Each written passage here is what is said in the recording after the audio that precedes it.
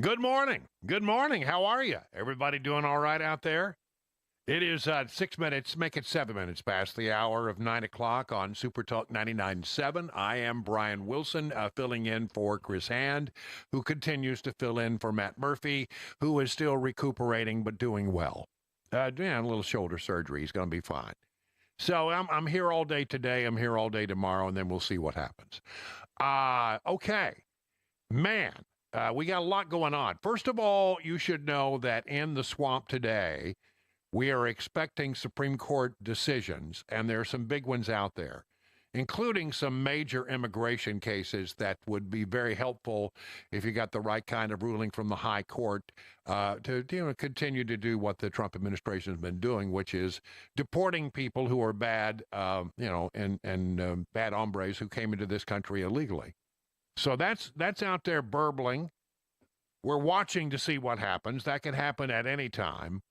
So we're watching that. But this morning, an unbelievable press conference at the Pentagon as General Dan Kane, or as they like to call him, General Raisin Kane, came out and did a remarkable job explaining to the American people exactly how everything went down.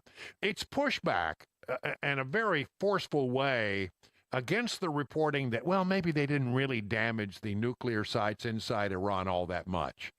They did. And when you hear people say, well, the minimal damage, they don't know what they're talking about. It really, when you start to get the details of exactly how this all went down, it is remarkable. And it's not a story that began last week or last month. It's a story that began some 15 years ago.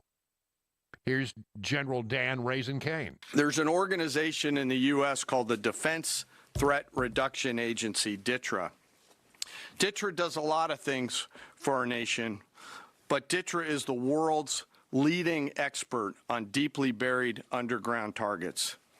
In 2009, a Defense Threat Reduction Agency officer was brought into a vault at an undisclosed location and briefed on something going on in Iran. For security purposes, I'm not going to share his name. He was shown some photos and some highly classified intelligence of what looked like a major construction project in the mountains of Iran. He was tasked to study this facility, work with the intelligence community to understand it, and he was soon joined by an additional teammate. For more than 15 years, this officer and his teammate lived and breathed this single target, Fordow, a critical element of Iran's covert nuclear weapons program. Now, let's stop and think about that for just a moment. I mean, we got a lot of this stuff to play out, and I think you're really going to love what he has to say. But, I mean, for 15 years, there's been one guy, a couple of people who are, tasked with the responsibility of knowing everything there is to know about this bunker that's being built inside the mountains of Iran. So they've been watching it for 15 years. They know exactly how the thing was built. They know exactly what was involved in it. And this is the one thing that I love about our U.S. military. They plan. They plan, they plan, they plan. So when you talk about, a thing that took place the other day, you've got to understand the roots of it began some 15 years ago. He studied the geology. He watched the Iranians dig it out. He watched the construction, the weather, the discard material, the geology, the construction materials, where the materials came from. He looked at the vent shaft, the exhaust shaft, the electrical systems, the environmental control systems, every nook, every crater, every piece of equipment going in and every piece of equipment going out. They literally dreamed about this target at night when they slept.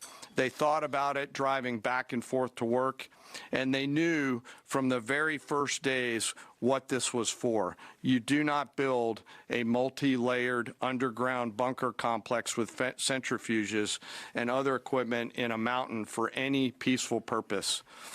They weren't able to discuss this with their family, their wives, their kids, their friends, but they just kept grinding it out. And along the way, they realized we did not have a weapon that could adequately strike and kill this target. See, again, they're thinking ahead. They start to study this bunker, and they come to the realization that, hey, you know what? They're doing something different here, and we need to study it. I mean, when they start talking about the things they were, well, how many pieces of equipment went in? How many came out? What was involved? What was the material that they dug out? What did it look like? I mean, they can get a very sophisticated understanding of that bunker. And again, for 15 years, they've been planning how to take it. And when they realized, you know what, nothing in our current arsenal really gets this job done, maybe we need a bigger bomb, they started developing the bomb. So again, you have to go back, more than a decade for the roots of all of what happened in this last few days. So they began a journey to work with industry and other tacticians to develop the GBU-57. They tested it over and over again, tried different options, tried more after that. They accomplished hundreds of test shots and dropped many full-scale weapons against extremely realistic targets for a single purpose: kill this target at the time and place of our nation's choosing. They talk about the testing of the weapon. And I have always believed, I used to have a place down on the beach, 30A. And as you know, Eglin Air Force Base, not far from there. And that's where they do a lot of bomb testing. And you got used to it when you lived down there. There'd be a jet that would fly by, come up the beach, and then it would go into Eglin. It would fly into Eglin Air Force Base from the Gulf, and then you would feel it. I mean, you would just feel this. You could feel it in your chest, even though it was 40, 50 miles away. You could feel those bombs being dropped, and I've always suspected that they were testing those big GBU bombs out there at Eglin. And then, on a day in June of 2025, more than 15 years after they started their life's work, the phone rang and the President of the United States ordered the B-2 force that you've supported to go strike and kill this target. Yesterday, I had the incredible honor and privilege of spending time with these two Defense Threat Reduction Agency officers who've given so much. One of them said, quote, "I can't even get my head around this. My heart is so filled with the pride of being a part of this team. I am so honored to be a part of this." To you both, thank you, and thank you to your families. So, I mean, I really think it's important to understand how long this has been in development. For 15 years, there have been people studying this issue. And when they realized they didn't have the weaponry they needed, they said, we need to go out there and we need to build a bomb that will actually take this out. This is important. We need to be able to do this. And so when the time finally came, I mean, this is what I say, there's a plan for everything in the military. Somewhere in the Pentagon, I am certain that if you could go to a shelf and pull down the plans to invade Canada. Now, are we going to invade Canada? No, but we need to, you never know what's going to present itself. That's what the Pentagon does. They plan, they plan, they plan, they plan. And then, when the commander-in-chief decides that something needs to be done, you've got everything in place. You have all the knowledge. You've done the homework. I mean, to tell you, quite impressive. There's more. I mean, I'm going to run a lot of this sound from Dan Kane because it's not. He says, look, you need to understand. He's very proud of what has been done in this attack on this facility inside Iran. But those aren't the only plans that we have.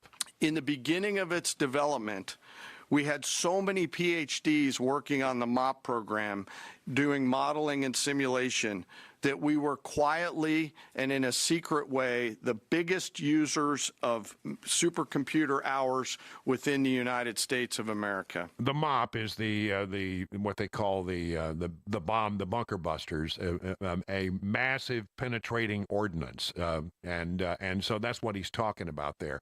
That they ran all kinds of computer simulations on supercomputers, hour after hour after hour, so they would know exactly how these explosive devices would operate. So on Fordo, In June of 2008, you can see these 3 holes. Depicted here is the main exhaust shaft with 2 additional ventilation shafts on either side. The United States decided to strike these 2 ventilation shafts, as seen here on the main graphic, as the primary point of entry into the mission space. It's just like shooting womp rats back home. In the days preceding the attack against Fordow, the Iranians attempted to cover the shafts with concrete to try to prevent an attack.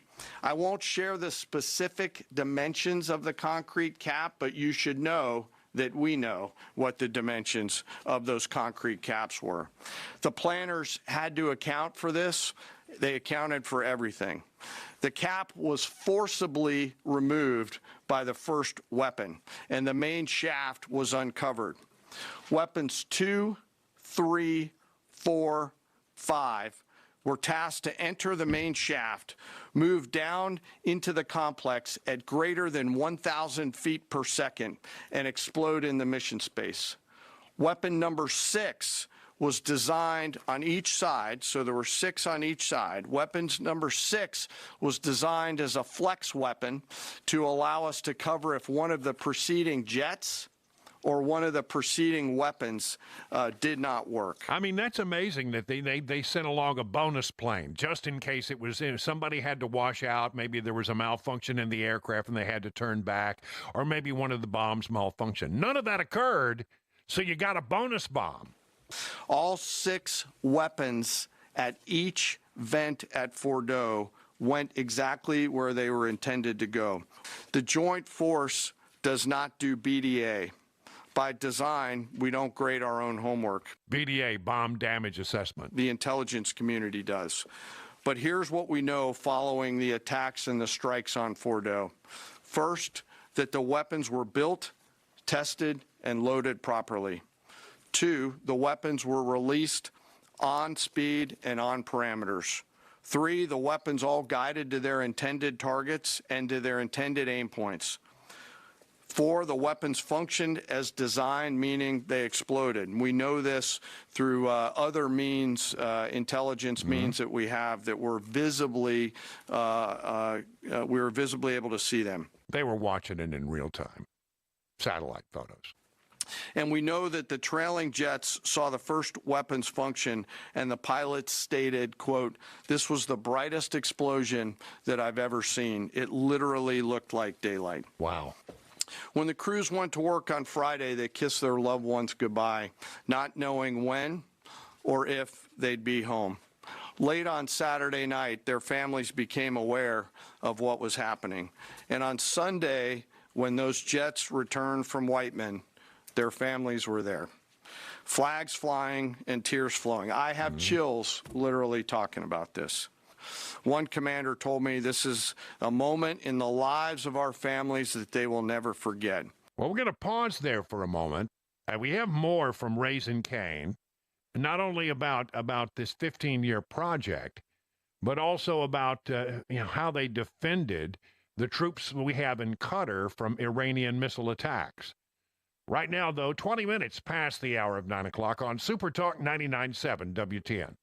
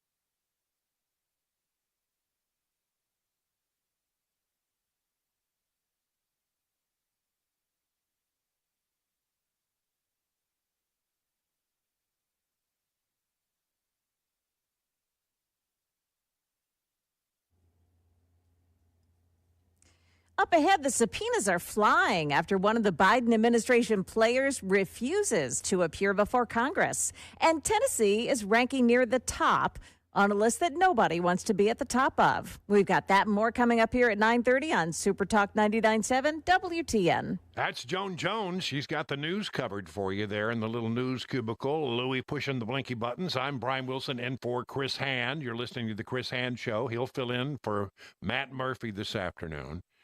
We do have a little bit of breaking news. Supreme Court says Planned Parenthood can't challenge South Carolina's funding cuts.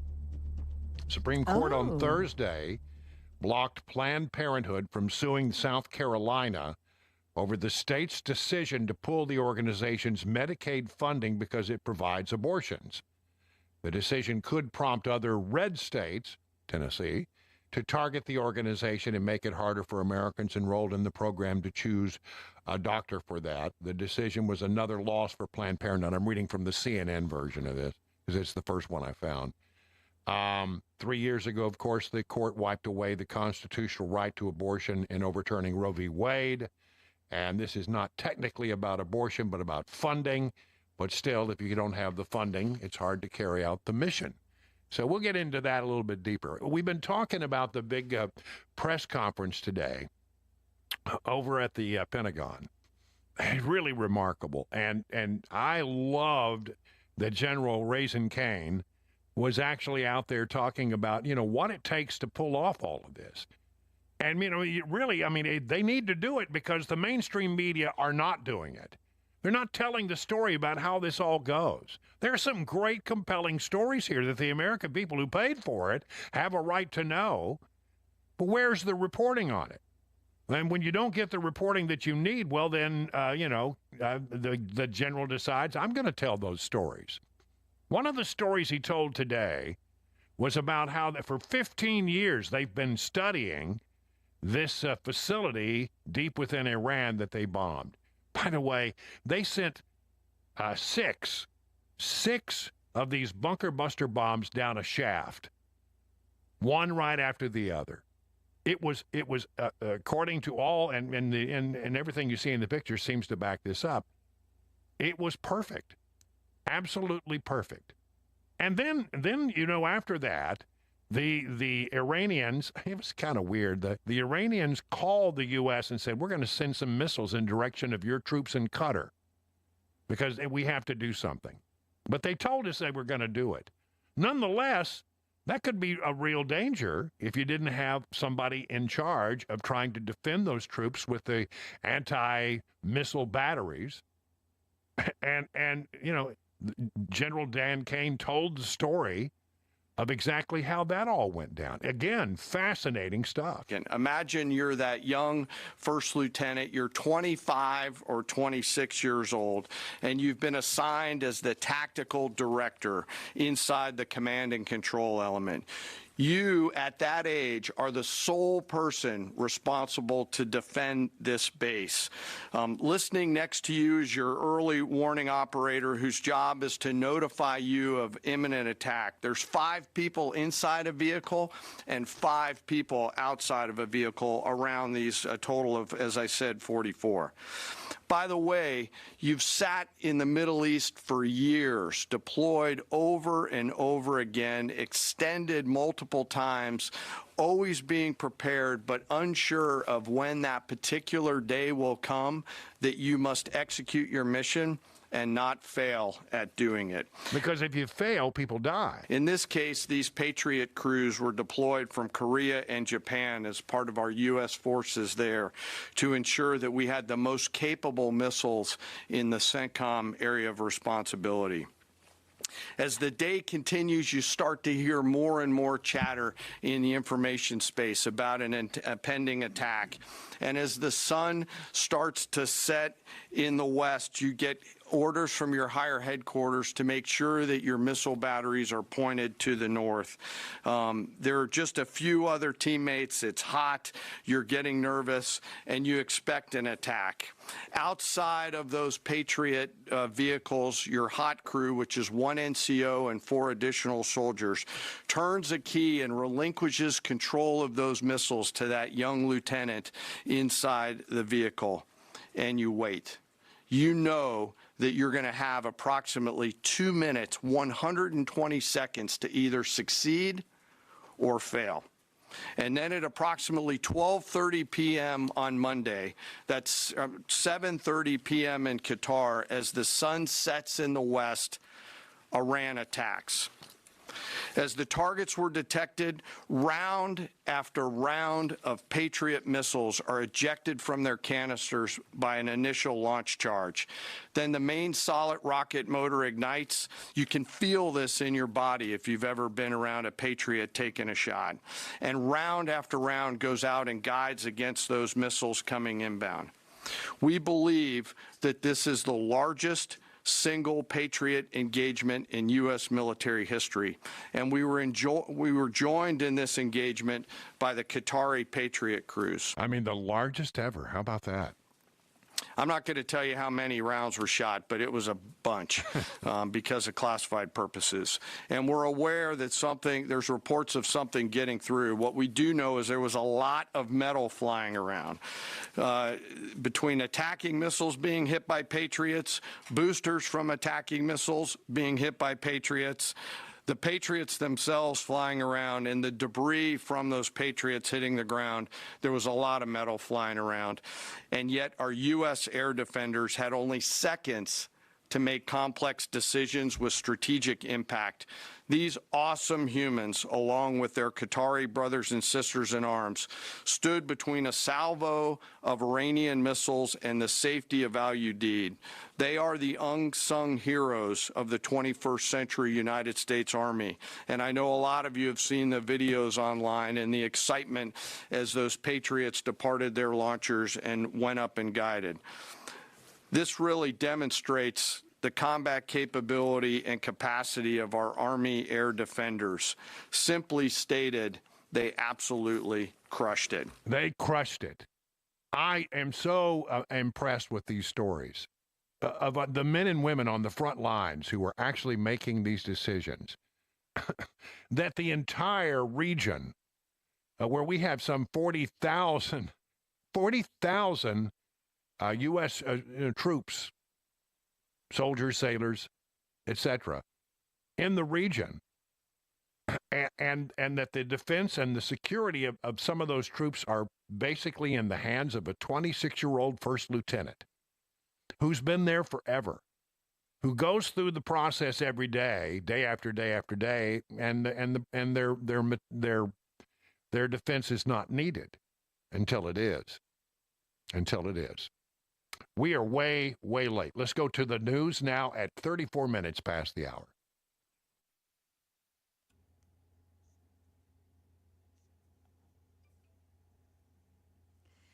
Good morning. I'm Joan Jones with your top stories. The man known as Jill Biden's work husband is refusing to appear before the House Oversight Committee to be questioned about the alleged cover-up of former President Joe Biden's mental decline. Anthony Bernal is the former advisor to former First Lady Jill Biden. He was set to appear for a transcribed interview today as part of that committee's investigation, but Chair James Comer of Kentucky said in a press release that Bernal has declined to appear. Comer plans to issue a subpoena to compel Bernal to provide testimony instead. Early this morning, a person was struck and killed by a freight train in the Wedgwood, Houston area of Nashville. Police say this happened on a CSX rail line at 4th Avenue South and Hart Street about 2:30 in the morning. It was not far from the Nashville Fairgrounds and Dudley Park. There's a heat advisory in effect again today. Temps will be in the 90s, but the feel-like temp will get into the 100s. Stick around. Stefano has us. He'll get us caught up on the forecast right after the news. And Tennessee is on the most dangerous states list when it comes to teenage drivers. Zootoby.com, which is a website helping teens to get prepared for driving, says speeding, distracted driving, and alcohol use put Tennessee at number 3 on a list of most dangerous states for teen drivers. Zutobi says that in 2023, Tennessee had 41 deaths for every 100,000 teenage drivers. That is the latest news. We've got your weather up next. I'm Joan Jones, WTN News.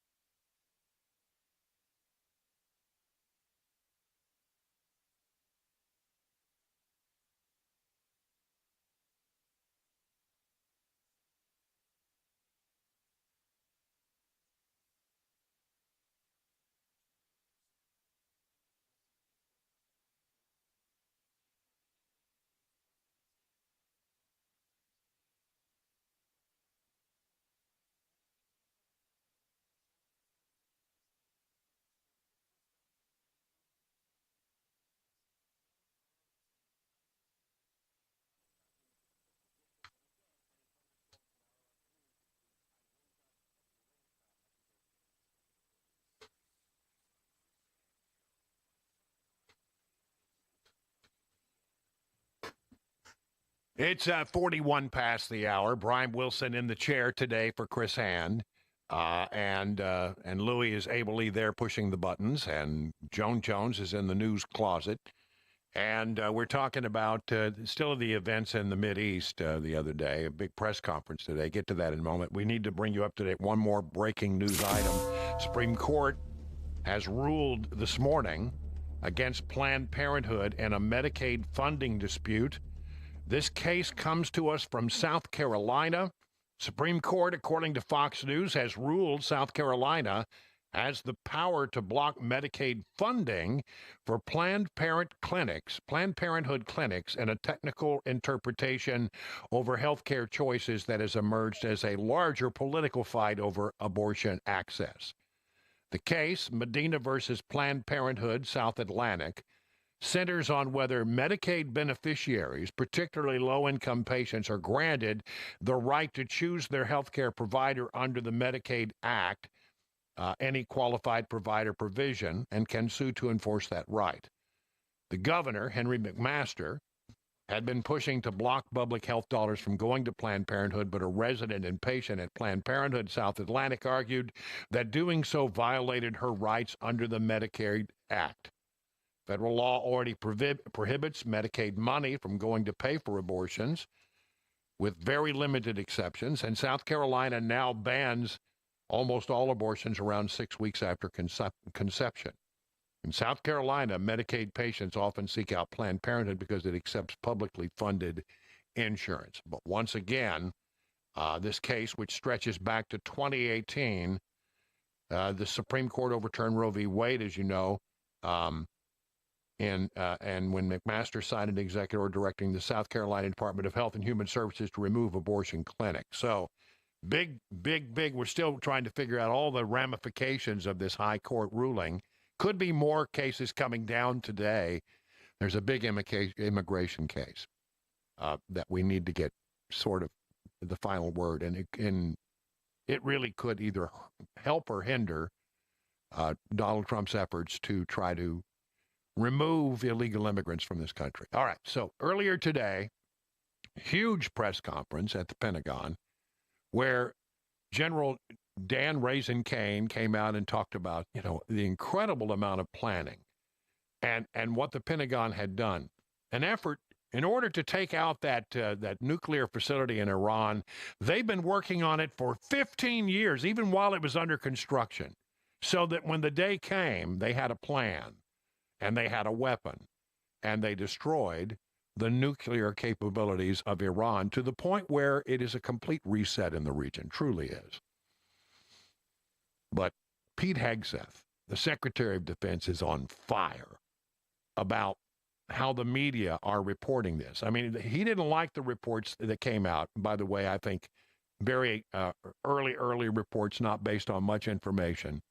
And spun in a bad direction. He didn't like the reports that said, well, they didn't really do much damage. These guys can be back up in just a short while. He says that's not true. He says that's fake news. And he was blistering in his attack of the mainstream media. It's like in your DNA and in your blood to cheer against Trump. Because you want him not to be successful so bad, you have to cheer against the efficacy of these strikes. You have to hope maybe they weren't effective. Maybe the way the Trump administration has represented them isn't true. So let's take half-truths, spun information, leaked information, and then spin it. Spin it in every way we can to try to cause doubt and manipulate the public mind over whether or not our brave pilots were successful. I mean, it really is something that you have a press corps that roots against America. Now, look, if we do have an obligation, if there was real legitimate information that perhaps the damage had not been done or it was not complete and the target had not been completely destroyed, that's news. Don't get me wrong, it should be reported. But they were eager to report a failure on the part of, they are rooting for a failure, looking for anything that they can say that's negative And you get this very early bomb damage assessment, which they all said had, we don't have a great deal of confidence in this particular report because it's so early. And by the way, bomb damage assessment in this particular case, incredibly difficult, made much more difficult by the fact that the real damage is underground, not on top of the ground like it is with most other bombs. Very difficult to get a complete reading. But as they get deeper and deeper, the CIA has now said, the DNI has now said, Pentagon is coming back with all these reports that it was a very effective strike. The Israelis believe it was effective, and in fact, the Iranians believe it was effective. It was effective. It just doesn't look like regular bomb damage because the damage is really beneath the soil. Hard to see. We're successful. How many stories have been written about how hard it is to, I don't know, fly a plane for 36 hours? Yeah, where's that story? Has MSNBC done that story? Has Fox? Have we done the story how hard that is? Have we done it 2 or 3 times so that American people understand? How about how difficult it is to shoot a drone from an F-15 or 16 or F-22 or F-35? Or what it's like to man a Patriot battery? Or how hard it is to refuel midair? Giving the American people an understanding of how complex and sophisticated this mission really was. There are so many aspects of what our brave men and women did that, because of the hatred of this press corps, are undermined because your people are trying to leak and spin that it wasn't successful. It's irresponsible. Yeah, it is irresponsible, and he's right on. And folks in this room are privy to that information because of the proximity here in the Pentagon. It's an important responsibility. And time again, classified information is leaked or peddled for political purposes to try to make the president look bad. And what's really happening is you're undermining the success of incredible B-2 pilots and incredible F-35 pilots and incredible refuelers and incredible air defenders who accomplished their mission, set back a nuclear program in ways that other presidents would have dreamed.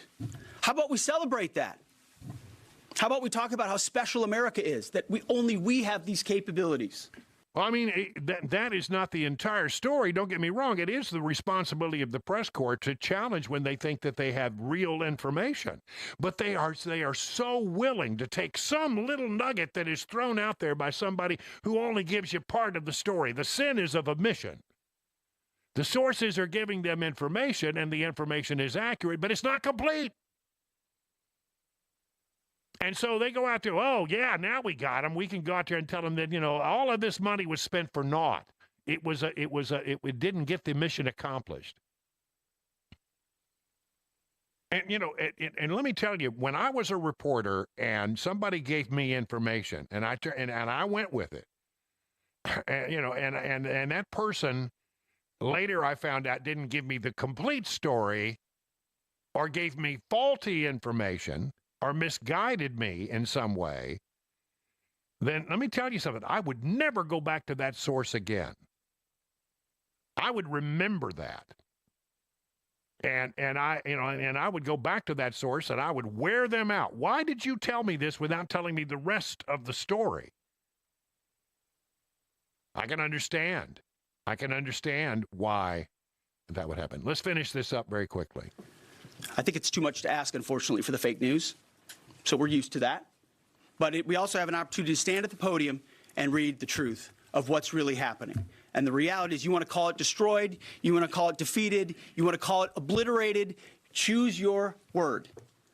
This was an historically successful attack, and we should celebrate it as Americans. And it gives us a chance to have peace, chance to have a deal, and an opportunity to prevent a nuclear Iran, which is something President Trump talked about for 20 years, and no other presidents had the courage to actually do. Pete Hegseth this morning wearing out the news media for their fake news reporting.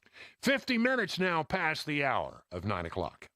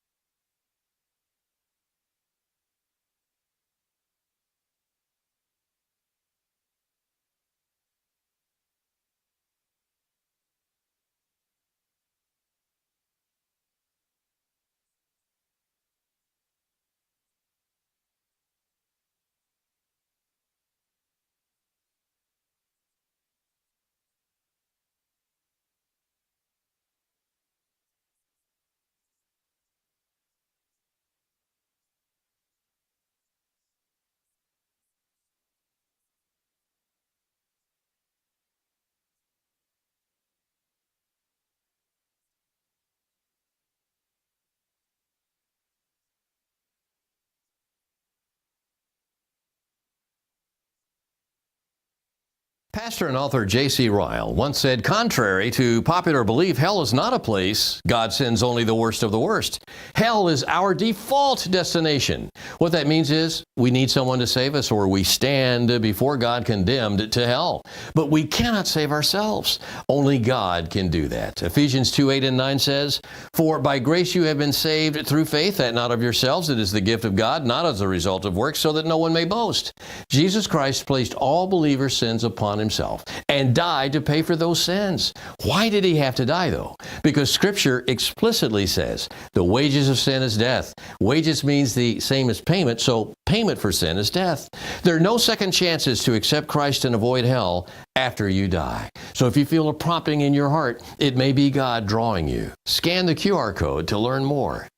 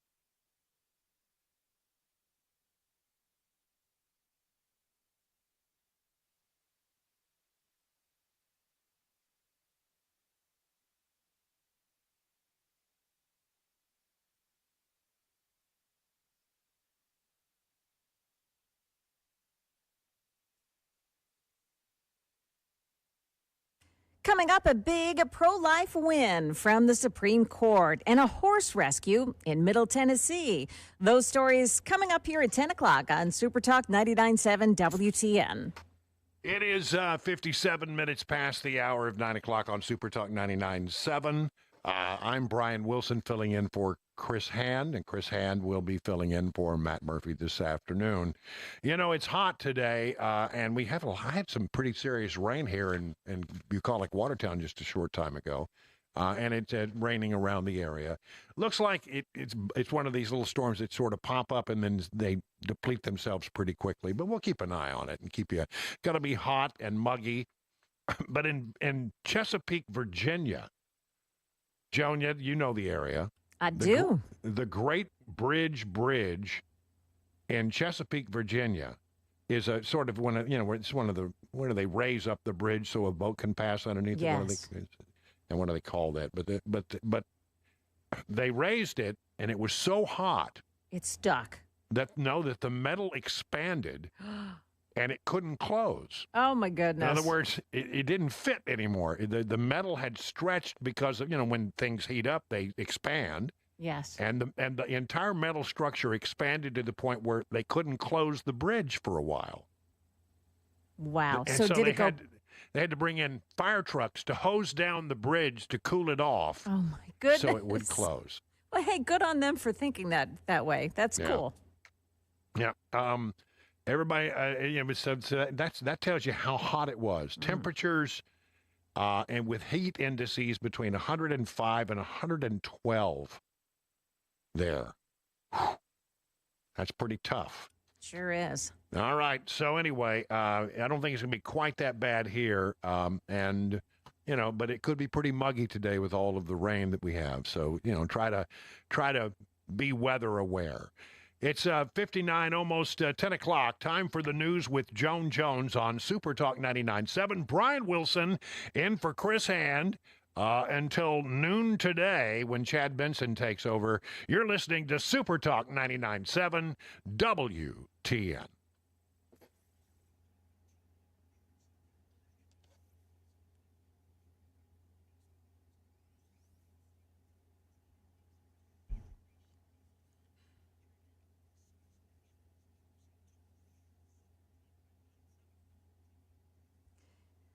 Good morning. I'm Joan Jones with your top stories. The Supreme Court ruling that South Carolina does have the power to block Medicaid funding for Planned Parenthood clinics. In South Carolina, Medicaid patients will often seek out Planned Parenthood because it accepts publicly funded insurance. But Fox News says with today's ruling, South Carolina Governor Henry McMaster can effectively defund the organization. It's also serving as a blueprint for other red states to successfully defund Planned Parenthood. We know more now about a couple of serious traffic crashes that happened this morning on I-65 southbound in Robertson County. There were two tractor trailers involved in a crash near Guthrie Court exit. That's mile 113, mile marker 113. Happened just before 5 o'clock this morning. One of those trucks went down an embankment and caught fire. The other accident was a tractor trailer and passenger vehicle involved in a serious crash on I-40 eastbound. The cleanup for both will be long-lasting. The illegal alien accused of throwing Molotov cocktails at people demonstrating for Israel in Boulder, Colorado, has now been charged with federal hate crimes. Mohammed Solomon is an Egyptian national. Prosecutors say they found a handwritten note in his car that described Israel as a cancer entity. Prosecutors also said that Solomon told police that he had intended to kill people at that demonstration, and he had searched the internet looking for any Zionist event where he could find people to kill. More than a dozen horses are now rehabilitating after they were rescued from a breeding facility in Middle Tennessee last week. WSMV4 saying those 13 horses were found in very poor condition with extreme malnourishment and infected hoofs. Volunteers from the Volunteer Equine Advocates out of Gallatin teamed up with the Horse Haven from East Tennessee. All of those horses are expected to be okay after several months of care. The VEA says it is in need now of donations to help out with all the care they need. Dow Jones Industrials right now are plus 301. We've got the NASDAQ up 115 and the S&P 500 index adding 37 points this morning. That is the latest news. We've got traffic up next, traffic and weather up next. I'm Joan Jones, WTN News.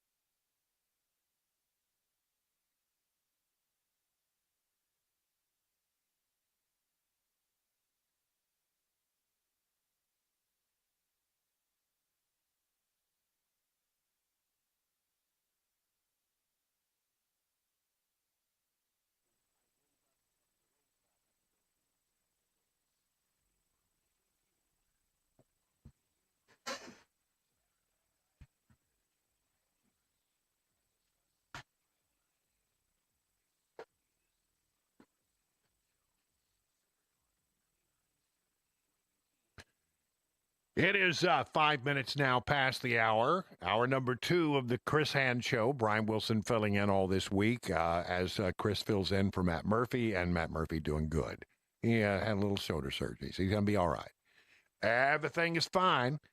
Love being with you here on a very busy news week. We spent the first hour, and we'll come back to it in the next hour again, talking about this remarkable press conference at the Pentagon, where they laid out in great detail exactly how this miraculous attack against an Iranian nuclear site took off, with its roots some 15 years ago. They've been planning for this for 15 years, waiting for the day when a commander-in-chief would say, go. And when they did, they were ready. So we'll get into that. And again, very, very harsh criticism leveled in the direction of the Pentagon press corps for not really coming clean or not telling the story or being very eager to run with the stories that suggested in the early going that it had not been a successful case. It was, I think, by all the evidence that I can see today with a little passage of time it was very successful. This hour, I want to spend some time talking about the Democrats. Now, we told you yesterday about what happened in New York City. New York City? Get a rope. Democrat establishment melts down over Mamdani's win in New York. So you got basically a person who is how do I want to put this? They're sort of like a socialist, maybe a communist, who won the primary and seems to be poised to become the next mayor of New York. And he's way out there to the left. He wants to have city-run grocery stores, and he's just a socialist every step of the way. And so a lot of people were looking at it and saying, wow, is that where Democrats are headed? Is that what they're going to be supportive of? And it would appear that then indeed that would be the case. But establishment Democrats are really worried by this. Harry Enton over at CNN, I love the way this guy crunches numbers. He's looking at it and he says, look, when you look at what happened in New York City, it is a message, a warning to establishment Democrats everywhere. Let me tell you, this was a political earthquake that should have the Democratic establishment running scared. Are they running scared? That's a great question, but he says they should be, and he has the numbers to back it up. What are we talking about here? Well, New York City primary upsets like Mamdani's, this is truly one for the record books. There are really only two that I could think of that are anything like this, and that's back in '89 for mayor when David Dinkins won over three-term mayor Ed Koch. Koch was running for a fourth term. The voters said, there was big turnout then, just like there was big turnout last night. This, to me, is very much like that, energizing young voters, energizing voters on the left, and providing what truly was a historic night, just like AOC's victory in 2018. This did happen locally, but I think you can take it up nationally. What are we talking about here? This is important. He said it is a local story, but there are national implications. The bottom line is the Democratic base is fed up, done with the Democratic establishment. This is true in New York. It's true nationally. Democrats who say they're party leaders. This is a recent poll from Reuters Ipsos. 62% of Democrats nationally say their party leaders should be replaced. Party leaders like Andrew Cuomo, party leaders like Jim Clyburn, who, of course, endorsed Andrew Cuomo. You think about all the Democrats that were behind Andrew Cuomo in the establishment. The Democratic base is fed up with them, and the bottom line is nationally, the vast majority of Democrats think that their party leaders should be replaced. But it's more than this. You talked to me 20, 30 years ago, there was no way I thought a Democratic socialist could win a nomination for mayor in New York or nationally. But look, Democrats who identify as liberal nationally, in 1994 is 25%. You go to 2004, 33%, 2014, 43%. Now the majority of Democrats nationally identify as liberal. If there are Democratic establishment folks who think this is just going to be contained in New York, I say this is a warning sign to you. It very much may not be. Yeah, listen, I think he's dead on about this. The Democrats are becoming much more liberal. And this is a warning to the Democrat Party that the AOC wing is winning. They're dominating. And it falls into an environment where a great number of Democrats, a majority of Democrats now say we need to replace our leaders. If you're an establishment Democrat, that's got to be terrifying. That they don't like what we stood for. So, you know, what we have in America is we have the left going further to the left and the right probably going a little further to the right, which means that it's very hard to find middle ground. But one way or the other, if the Democrats believe that socialism and communism is the way to go, and they're willing to change out the establishment Democrats for these more left-leaning Democrats who have socialist tendencies and other tendencies, I think that it's not going to work out well for them, because the American people in a national election, they might in New York, they might do this, but in a national election, you're just not going to get the kind of support for that kind of candidate. It won't wash well in America writ large, but they don't seem to care. They're gonna ride this road to ruin right down the thing. Here's another sort of version of the story from Axios. Many Democrat leaders and donors are panicking about Zohran Mamdani's, the 33-year-old Democrat socialist who won the party's nomination to be the next mayor of New York City. Establishment Democrats looking to recover from 2024's losses fear Mamdani could hurt the party's brand nationally, while Young Progressive believes his formula could spread beyond New York. Democrat leaders largely rallied behind Governor Andrew Cuomo in New York's mayoral primary and Mamdani's shocking victory on Tuesday.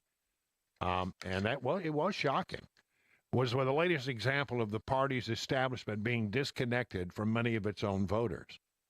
On Wednesday, many Democrat lawmakers and officials either denounced Mamdani or notably declined to rally around him. Republicans, including President Trump, crowed about Democrats embracing a Democratic socialist who was called for reducing police funding and sided with the Palestinians in the Gaza war.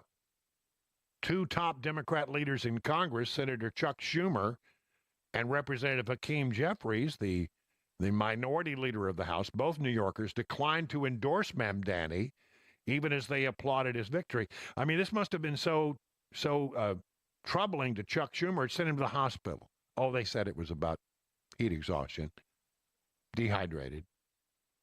I don't know. I think he woke up and this just wore him out.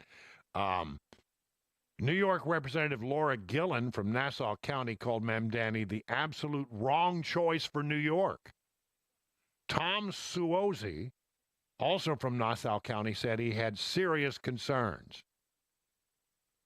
Other House Democrats from New York who had not backed Mamdani were mostly tight-lipped Wednesday. Representative Pat Ryan, Josh Riley, Ricky Torres went so far as to say he wouldn't run for governor if Mamdani won. All dodged reporters. Dan Goldman asked if he had any thoughts on the result, told Axios, not right now. The big picture, some Democrats see the young, energetic Mamdani as a breath of fresh air in a party full of elderly, out-of-touch leaders. They see him as unapologetically progressive voice who speaks to the anger among voters whom elites have been slow to recognize. Mamdani's platform, particularly his emphasis on affordability in one of the nation's most expensive cities, also appears to resonate far beyond the activist class of Democrats, according to election returns. Other Democrats see Mamdani, a state assembly member with a history of controversial comments about Israel and policing, as toxic politically for a party whose nationwide success depends on its ability to attract voters in less progressive places nationwide. See, they're right about that. Some New York Democrats think establishment leaders sleptwalk their way through this situation of backing Cuomo, who had significant baggage and ran a risk-adverse campaign. He wasn't out there much. And by the way, Mamdani, say what you will about him, got out there and was a pretty good retail politician. Shook hands, kissed babies, did the thing, walked through the boroughs. The full-on freakout by the establishment is entirely predictable, writes Axios. They do no introspection or soul-searching. Instead, they just lash out, says Liz Smith, a longtime Democrat operative who used to work for Cuomo. This is an outcome of their own creation. If you don't want to lose to a socialist, don't run a fatally flawed candidate like Andrew Cuomo. Well, that's fair enough. Mamdani repeatedly had called for defunding the New York Police Department, a position he tried to add nuance to during his campaign. We don't need an investigation to know that the NYPD is racist, anti-queer, and a major threat to public safety. That's what they're saying about him. Well, anyway, are they freaking out? Well, I'll tell you, I think it is interesting. I mean, the message being sent here is that they want change, and any change, even a Democrat socialist, would be better, they think, than the establishment Democrats that have been in charge for so long. They want younger people, and those younger people are much more progressive than some of the establishment Democrats. Say what you will, but I mean, there are two kinds of Democrats, and there are those who are, more mainstream in their understanding, and then there are those who adopt these way outside the mainstream school of thought, and that seems to be the folks who are now winning, and the old establishment Democrats are going away. I don't have a problem with the socialists, because I don't think that they'll win nationwide. I mean, I don't like their policies, don't get me wrong, and I think New York City would be better run if we could get a conservative mayor in there, but it doesn't seem possible. You know why? The people who might normally vote for a conservative mayor have left. They've gone elsewhere. They're coming to Tennessee. They're coming to Florida. They're coming to Texas.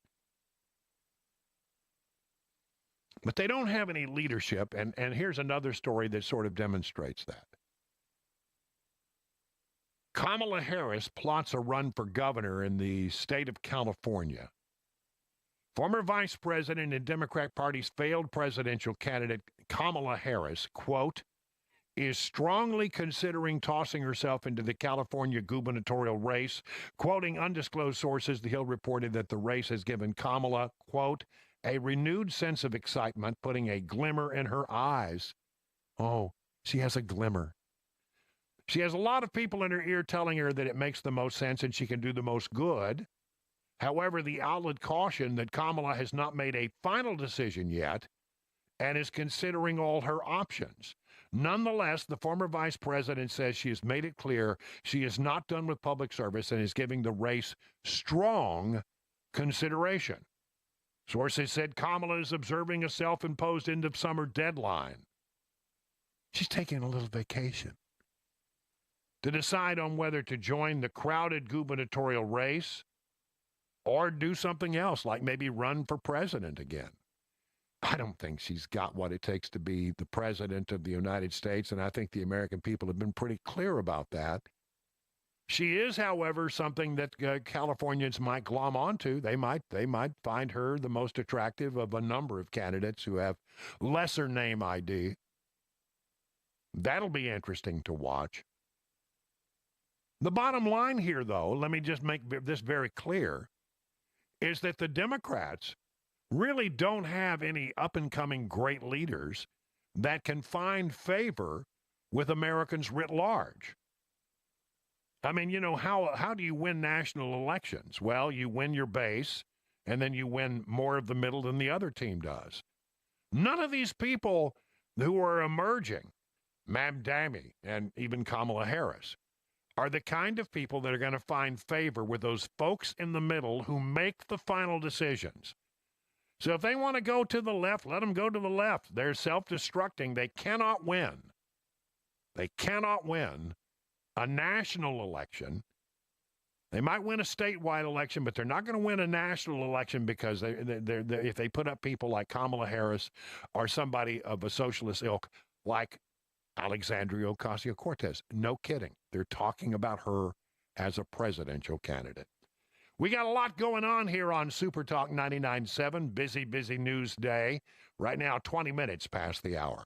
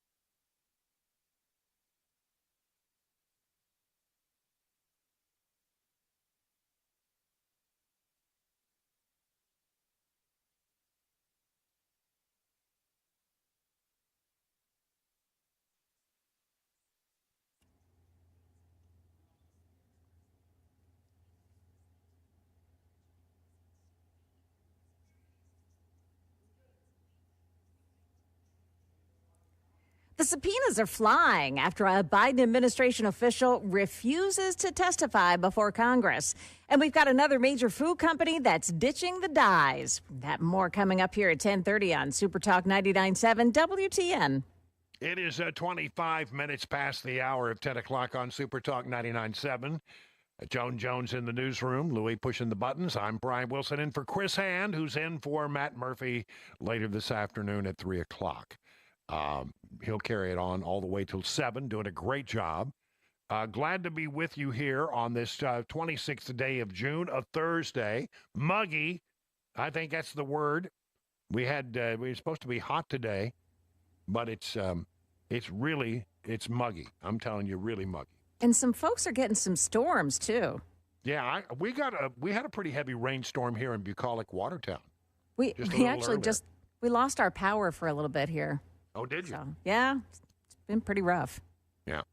But we stayed on the air, right? Oh, it was just me. I'm at my home studio today as well, you're Brian. in your home studio. I got you. Yeah. All right, I got you. All right, well, good. I'm glad that you're okay down there. Yeah.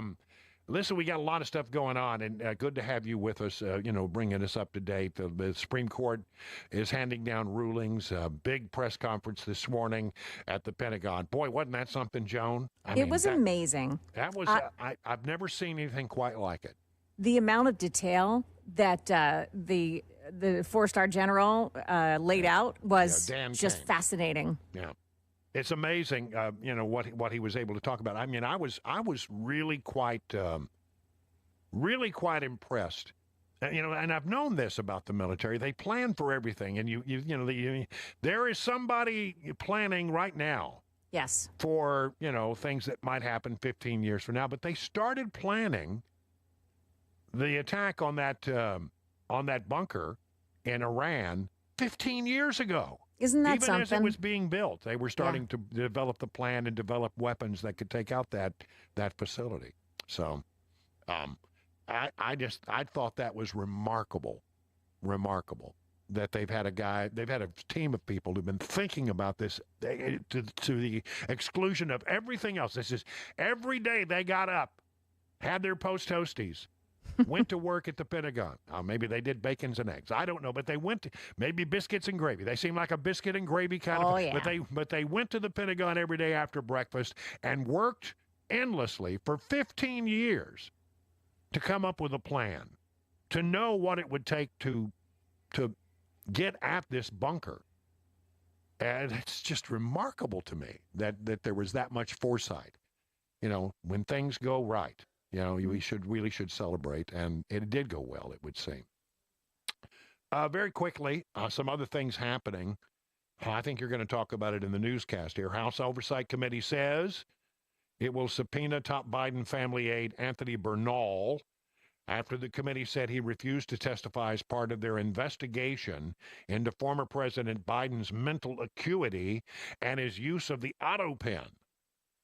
This is Jill Biden's longtime aide, Anthony Bernal, defying Congress, refusing to testify about Joe Biden's cognitive decline after the White House waived his executive privilege.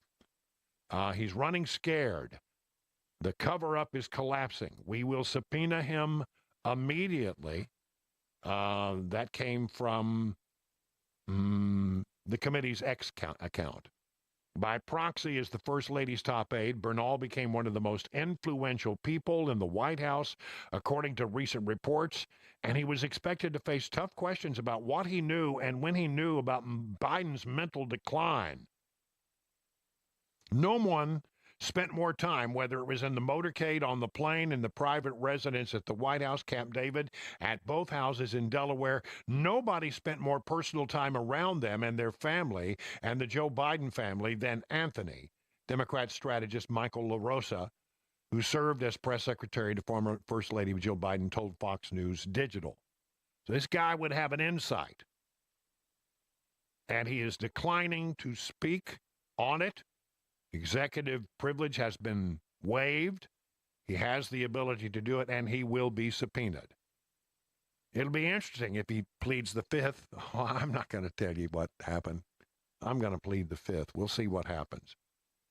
That's just one of the big stories that's sort of burbling beneath the surface in Washington right now. So much going on. We got the big, beautiful bill, and it is struggling a little bit in the Senate in that there's a germane rule. We'll talk about that perhaps a little bit more in the next half hour. But You at want the a little- moment, You I'm want a sorry. little funny spin on something? Yeah. President Trump, you remember yesterday with the daddy comment from the NATO secretary?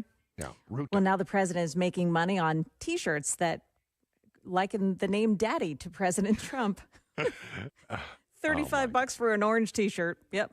Yeah, somebody's going to make money off that. You can be Oh, sure yeah. of it. All right. With that note, it's time for the news at 10:30 with Joan Jones.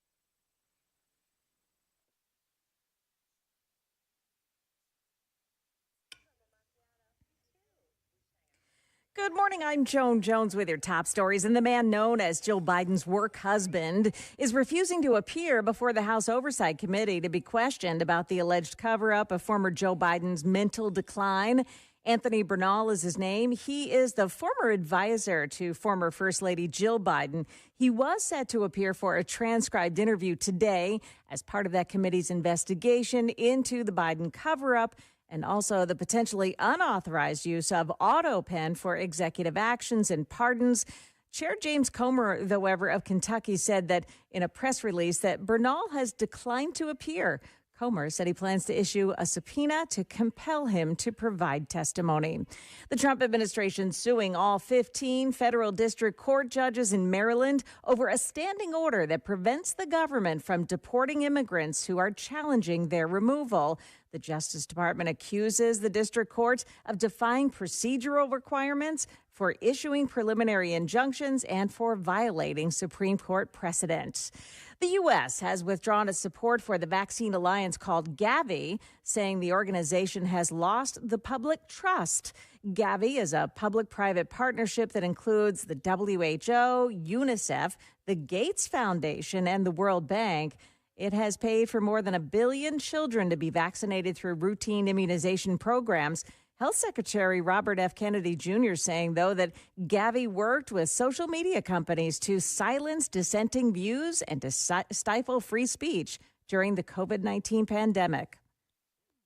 And Nestle becomes the latest company to eliminate artificial colors from its U.S. food and beverages. By the middle of next year, they say.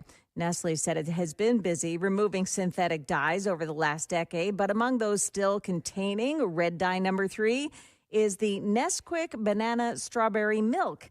It is the latest big food company making that pledge. Last week, Kraft Heinz and General Mills both said they would also take out artificial dyes from their U.S. products. That's the latest news. We've got your weather next. I'm Joan Jones, WTN News.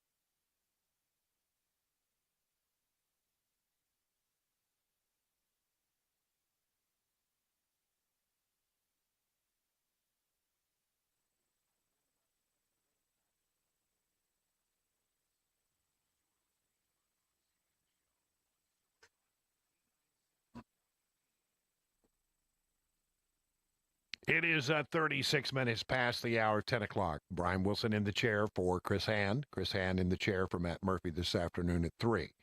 And we're glad to have you with you on a very busy day.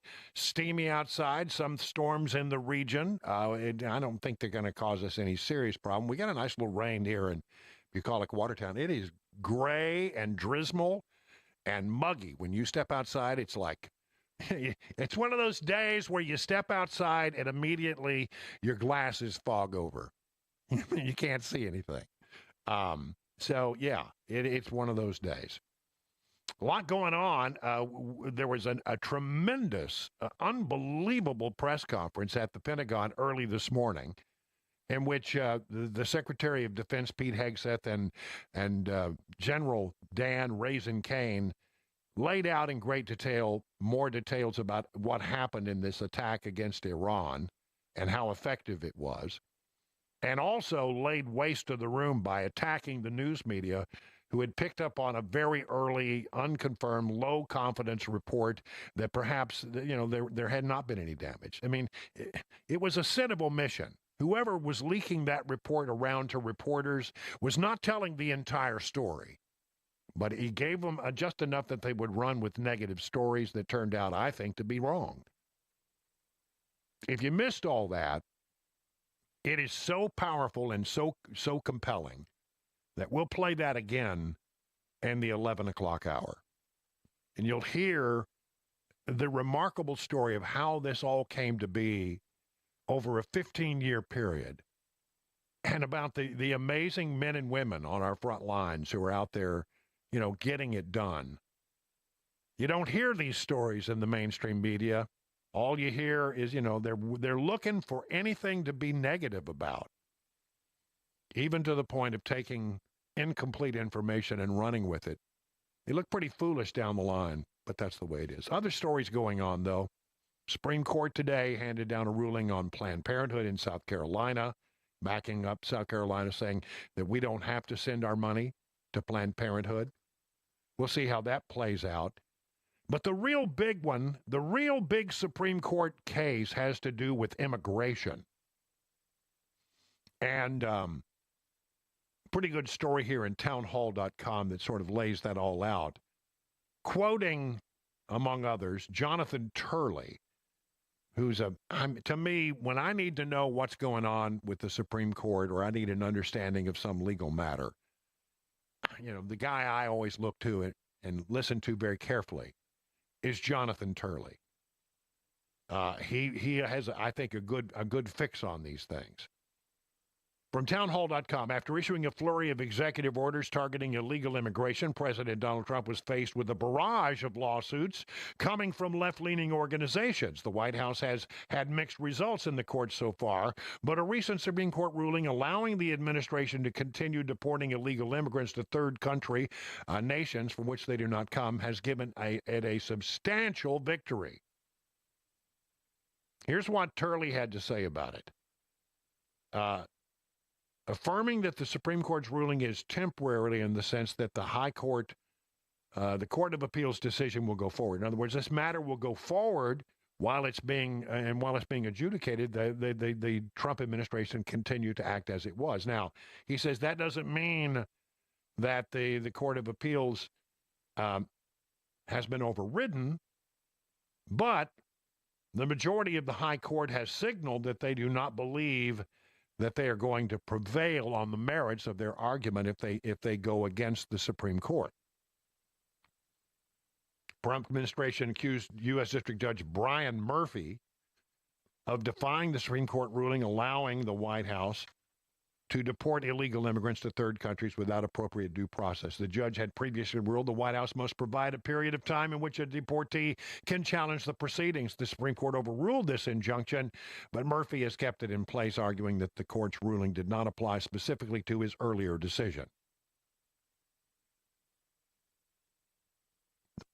Professor Turley says that the Supreme Court might be instrumental in solving what has been a heated debate over the past 6 months, whether federal judges should possess the authority to issue nationwide injunctions. They shouldn't. Every federal judge, every liberal federal judge out there seems to be willing to act as the commander-in-chief when that's not their job. Whether federal judges should possess the authority to issue nationwide injunctions on the White House policies. The court could very well say, enough, we're not going to have individual judges now freezing the entire United States government on critical programs like this. See, what the Democrats are doing, it's judge shopping. Clearly, this happens. I mean, happens a lot in the legal profession. It's an art form. How do you get a sympathetic judge? I mean, defense lawyers have been doing this forever, knowing how to time the filing of your cases so it gets assigned to a sympathetic judge. In some cases, just by going to a particular court, regardless of who the judge is, you're likely to get a sympathetic ruling because all the court judges have been appointed by liberal presidents. If the court could say enough is enough, we're not going to have individual judges freezing the entire United States government on critical programs, it would definitely, says Turley, be a massive victory for the Trump administration. One of the ways progressives have been able to stymie the president's agenda is through federal judges placing injunctions on executive orders that cover the entire nation rather than the district in which the judge sits. Supreme Court expected to rule on the matter. If the decision goes Trump way, it will deal a devastating blow to Democrats seeking to use lawfare to prevent the president from enacting his agenda on immigration and other matters. So we are waiting from that ruling. I mean, if he gets that ruling and it goes the way Turley thinks it will go, huge outcome, huge victory for the Trump administration. I mean, I think they've been on a tear lately. And I think ultimately the high court is going to stand behind the president on these matters. Everything is, I mean, it's just been win, win, win, win, win. We decide that we're going to go into Iran and take out their nuclear facilities and assist Israel's, the job they've done thus far, and support Israel over Iran. And everybody said, oh, well, that's going to go badly. You don't want to do that. All kinds of problems. Wider war. Could be a 12-year war. It was a 12-day war. And it's over, by the way. And all of these Democrats are saying, well, you need to come forward under the War Powers Act and tell us, give us more. You violated the War Powers Act. It's just not true. It's simply not true. No more than it was true when Biden did it, or Obama did it, or W did it, or HW did it, or Reagan did it. Anytime that you send out a limited military action, you have the right to do that, and you have to notify Congress, and you have to stop within 60 days. All right? I think everything is just copacetic. I don't think there's any problem here. By the way, the Supreme Court has never ruled on the constitutionality of the War Powers Act. And presidents have always maintained that it's unconstitutional, but they never want to test it. They may not like the decision that they get. I think with the 6-3 conservative court, now is the time to test it. Now is the time to get a ruling about the constitutionality of the War Powers Act. Passed in 1973 in the wake of the Vietnam War, vetoed by Nixon. But then the veto was overridden, and Congress imposed this law. Now, presidents since Nixon have said, I think it's unconstitutional, but I will inform you within 48 hours, as I'm required to do, and consistent with the War Powers Act, but not because I'm required to. That's always been their position. Very, very, very divided. And so we're waiting on how that, that needs to be, I think, adjudicated to some degree. But one way or the other, I think the president was well within his boundaries, as other presidents have been, to carry out limited military action without having a declaration of war. There's a difference between a limited military action and a war, and we are not at war. From Newsmax.com, following the leak, Trump to limit sharing classified information with Congress. I hear the Senate's going to get a classified briefing today on what happened in Iran. but they're very concerned that some of the battle damage assessments that came out got leaked. In the aftermath of a leak of an internal intelligence assessment suggesting that the bombings of Iran's nuclear facilities weren't as successful as President Donald Trump claimed, the administration plans to limit sharing classified information with Congress, 4 sources told Axios on Wednesday. The leaking of the preliminary Defense Intelligence Agency Battle Damage Assessment, the BDA, enraged Trump, who said it was incomplete and that its release was only meant to undercut his claims that Iran's nuclear sites had been obliterated. I think that's what today's press conference was about at the Pentagon. And man, when you need to hang around, if you haven't heard this, pretty good. We're declaring war on leakers, a senior White House official said. The intelligence community figuring out how to tighten up their processes so that we don't have to have deep state actors leaking parts of intel analysis that have low confidence to the media. The administration sources they are planning to limit posting on a system that the administration uses to share classified information with Congress, something called CapNet. So they're going to start limiting the kind of information that gets put on that system. At the NATO conference in Brussels, Trump criticized the coverage of the DIA leak, as did Defense Secretary Pete Hegseth and Marco Rubio, the Secretary of State and National Security Advisor. He's both. It's really interesting. If you notice that every time Trump comes out now, he's got the triad around him.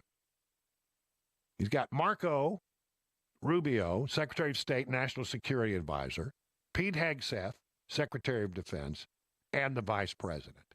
And all I can look at when I see that is potential presidential material for the next election.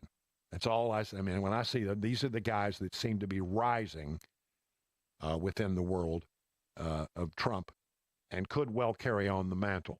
It'd be interesting to see what happens as we go forward. Rubio is so smart. I mean, he is wicked smart. And has been for, ever since he got into politics, he's been one who's risen through the ranks at a surprisingly quick pace, mainly based on his intellect. He does his homework. He does his work. He's a smart guy. Hegseth seems to have, weathered, and done things that I didn't think he could do. I never thought in the early going of his confirmation battle, he was going to survive it, because I've seen a lot of these things and they generally don't go well. He was able to survive it and become the Secretary of Defense, and I think a good one. And if you have not heard what he had to say about the media at the Pentagon, hang around, because we'll do it again in the 11 o'clock hour. It is worth your time. It is worth your investment. So we're all over that kind of stuff. A lot going on in the nation's capital right now, and we're all over it. 50 minutes now before the hour, or after the hour of 10 o'clock, time for a little commercial break. Back in a moment.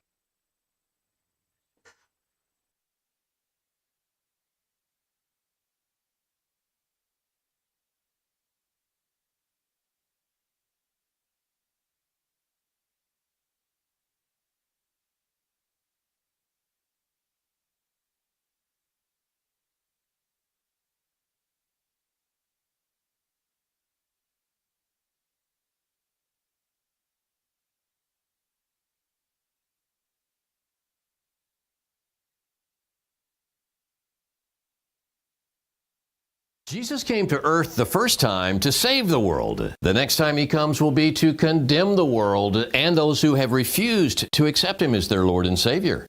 Christians are co-heirs with Christ and possess full rights as sons and inherit salvation, eternal life, the earth, the kingdom of God, and all things. If you're not a Christian and have wondered about eternal life, God may be drawing you. Accept Jesus Christ as your Lord and Savior, for only God can save you. No matter what I've ever done. No matter what I've ever done. No matter what I've ever done. No matter what you've ever done. But what about? No matter what you've ever done. Even if? You are no longer condemned, no matter what you have ever done. Non-cancelable, guaranteed reservation in heaven. when you accept Jesus Christ as your Lord and Savior. Learn how now.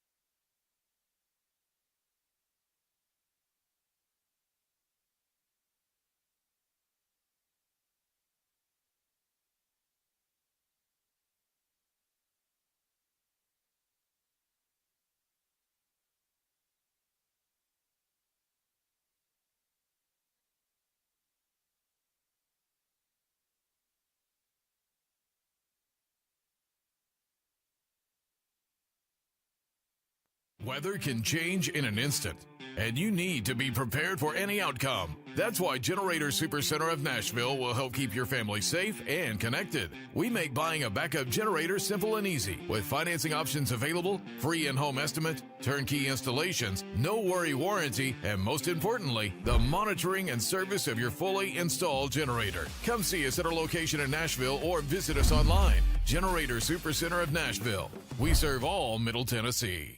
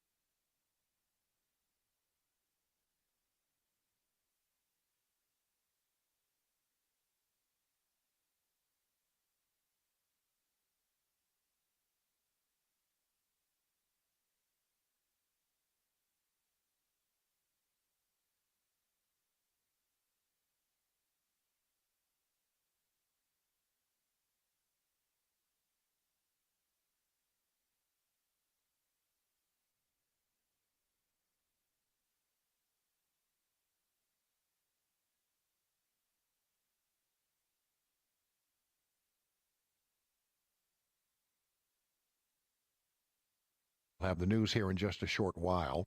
But let's talk a little bit about bananas. I mean, we've been talking about all this serious stuff. Let's talk about bananas. I've read this fascinating story. First of all, I love bananas.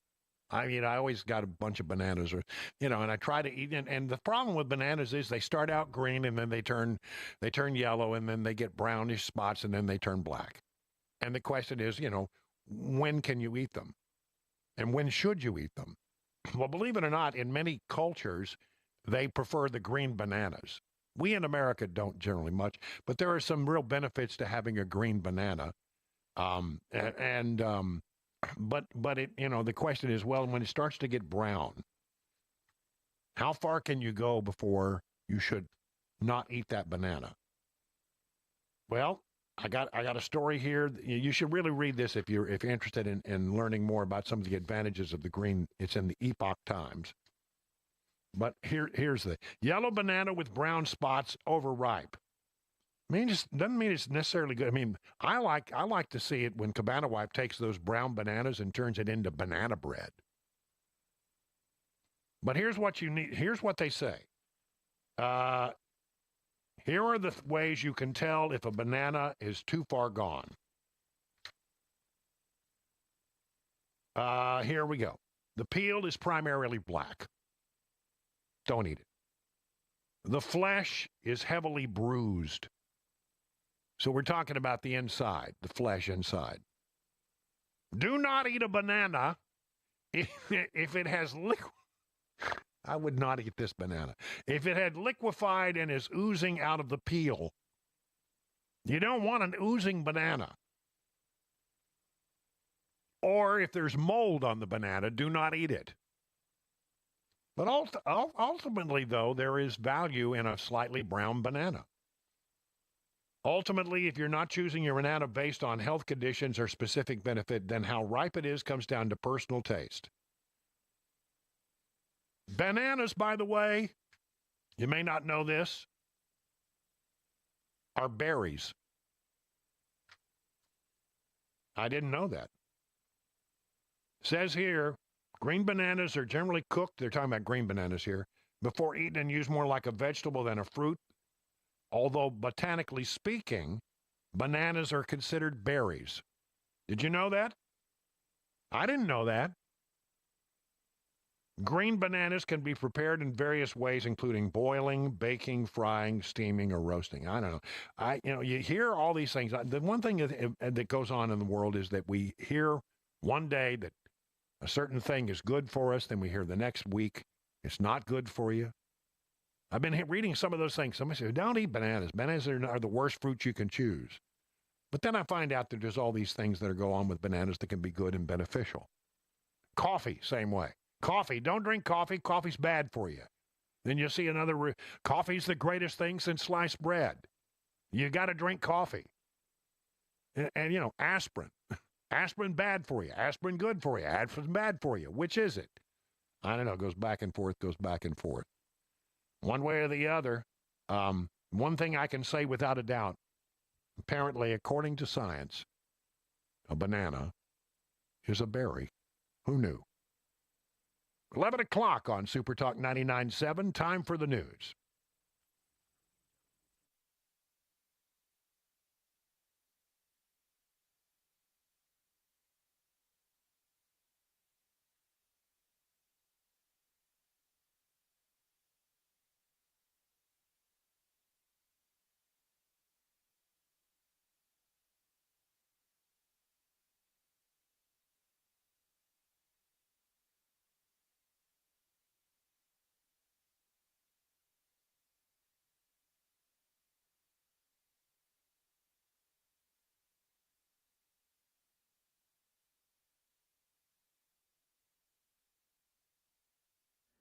It's 11 o'clock on the dot. I'm Ken Weaver with your top stories. Dangerous heat and isolated strong storms continue. Full forecast coming up in 5 minutes.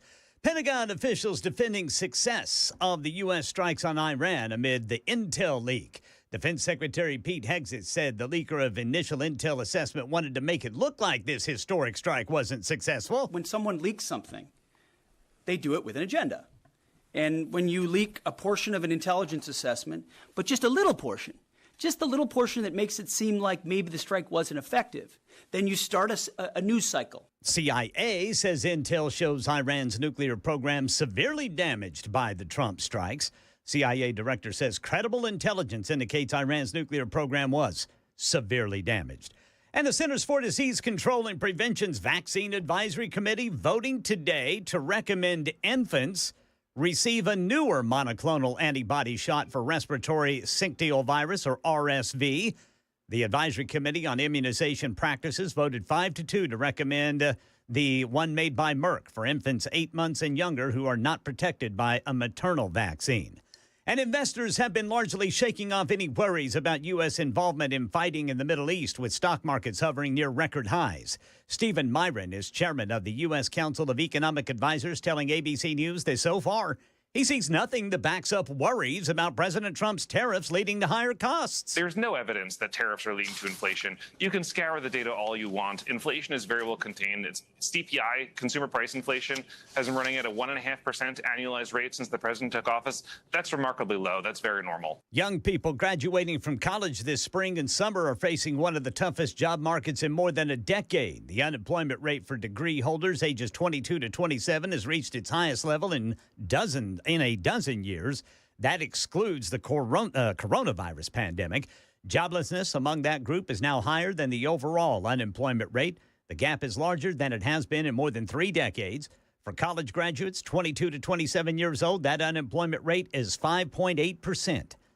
Fortnite players can now sign up for a round of refunds after the Federal Trade Commission determined the company engaged in deceptive charging practices with users. Here's Sam Champion. Epic Games is the maker of the wildly popular game. They agreed to pay $126 million to settle these claims that it tricked players into making purchases. There were things like confusing buttons, intentionally hard to find cancel and refund options, and purchases that did not need parental permission. The FTC says Epic Games also ignored several or many, when I read the complaint, it was more than 1 million consumer complaints. That's the latest news. Weather's next. I'm Ken Weaver, WTN News.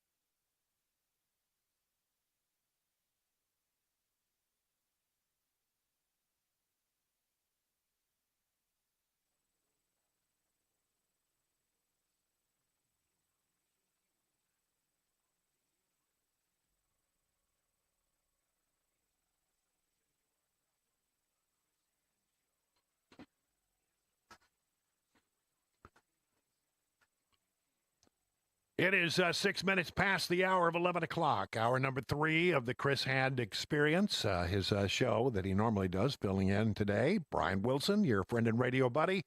And then Chris will be back at 3 o'clock filling in for Matt Murphy. In case you're interested, Matt has gone through his shoulder surgery, seems to have gone well. We're expecting him back in short order, but in the meantime, I'm filling in for Chris, and Chris is filling in for him. We'll see how soon we can get Mac back up and running. So in the meantime, I'm here. And boy, what a day. All kinds of news going on.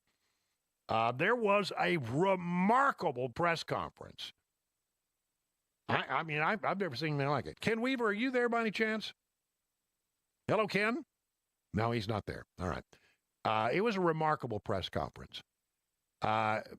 It started out with Pete Hegseth laying waste to the room. So there in the Pentagon briefing room, you have all of these reporters who covered the Pentagon. And many of them had run with this story that came out right off the bat. Somebody leaked a little information about a preliminary report, and they didn't give all the details, just the stuff that made it look as if maybe it had not been a successful raid, and many other news organizations ran with that story. Oh, the attack on the Iran nuclear bunker may not have set back the program very far at all. Well, the person who leaked that information did a great disservice to the men and women of the military who had carried out an amazing attack. And beyond that, they were going with information that I like to call this the sin of omission. We're going to tell you some things about a DIA report that just came out, and that will sound really, really bad. But we're leaving out the stuff that would make it sound like it might be pretty good. We're leaving out the fact that it's a low confidence assessment. We're leaving out the fact that there are certain things that were said in a very positive light about the attack, and we're leaving out the fact that it was a very, very early assessment. The problem in this particular case is this thing called BDA, bomb damage assessment. It's hard to do when the damage is underground. I mean, these weapons are designed to go and puncture the earth and go 200 feet down, followed by a second, followed by a third, or fourth, a fifth, or a sixth. Believe me, they put enough weaponry on that fired out that it should have absolutely been destroyed. But the media wanted to tell a different story. Why? Because they hate Trump. Here is Pete Hegseth laying waste to the press corps and asking some pretty tough questions. It's like in your DNA and in your blood to cheer against Trump. Because you want him not to be successful so bad, you have to cheer against the efficacy of these strikes. You have to hope maybe they weren't effective. Maybe the way the Trump administration has represented them isn't true. So let's take half-truths, spun information, leaked information, and then spin it.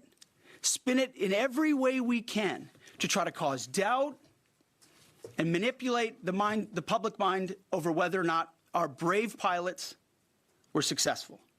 How many stories have been written about how hard it is to, I don't know, fly a plane for 36 hours? Has MSNBC done that story? Has Fox? Have we done the story how hard that is? Have we done it 2 or 3 times so that American people understand? How about how difficult it is to shoot a drone from an F-15 or 16 or F-22 or F-35? Or what it's like to man a Patriot battery? Or how hard it is to refuel midair? Giving the American people an understanding of how complex and sophisticated this mission really was. There are so many aspects of what our brave men and women did that because of the hatred of this press corps are undermined because your people are trying to leak and spin that it wasn't successful. It's irresponsible. And folks in this room are privy to that information because of the proximity here in the Pentagon. It's an important responsibility. And time and time again, classified information is leaked or peddled for political purposes to try to make the president look bad. And what's really happening is you're undermining the success of incredible B-2 pilots and incredible F-35 pilots and incredible refuelers and incredible air defenders who accomplished their mission, set back a nuclear program in ways that other presidents would have dreamed. How about we celebrate that? How about we talk about how special America is, that only we have these capabilities? I think it's too much to ask, unfortunately, for the fake news. So we're used to that. But we also have an opportunity to stand at the podium and read the truth of what's really happening. And the reality is, you want to call it destroyed, you want to call it defeated, you want to call it obliterated, choose your word. This was an historically successful attack, and we should celebrate it as Americans, and it gives us a chance to have peace, chance to have a deal, and an opportunity to prevent a nuclear Iran, which is something President Trump talked about for 20 years, and no other presidents had the courage to actually do. I mean, the press corps, look, I have been in that briefing room. I know exactly, how it all lays out. And I will tell you that, when I would go to the Pentagon, I was not a full-time Pentagon correspondent, but I was often sent over there, to cover things when there were big news events. And I did that for quite a bit, both working for a Fox affiliate there in Washington during the Persian Gulf War, for example, back in the 90s, and then some for Fox News. So I know that room, and I know the people that work there. And, it is often the case. I got to tell you, White House press room, man, what about an unhappy group of people. Just negative Nellies on everything. It's a miserable place to work. You can't go, you're limited on where you can go and the things that you can and it's very difficult to get great information. So, when you're sitting there and somebody comes by with a little bit of classified tidbit and they don't maybe give you all of the information, you're going to run with it. And that's what happens. But it also talks a little bit about the media and how they are inclined to look for the negative in anything that has to do with Trump. If Trump is for it, then they need to be against it. And it's their responsibility to raise real serious questions when they have it, but it's also their responsibility first and foremost to tell the truth to the American people. Hegseth really laid into them. And I don't think it did a bit of good, because I was just watching a little CNN during the commercial break. And they're still out there trying to defend their earlier position that this attack against a nuclear site in Iran did not completely destroy or obliterate the facility.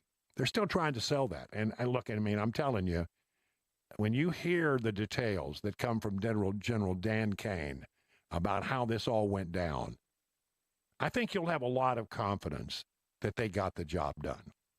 Let me start. General Dan Kane is in charge of this whole operation, and he wants you to know that the attack against the nuclear facility inside Iran began 15 years ago as it was being built. Listen to this. There's an organization in the U.S. called the Defense Threat Reduction Agency, DTRA.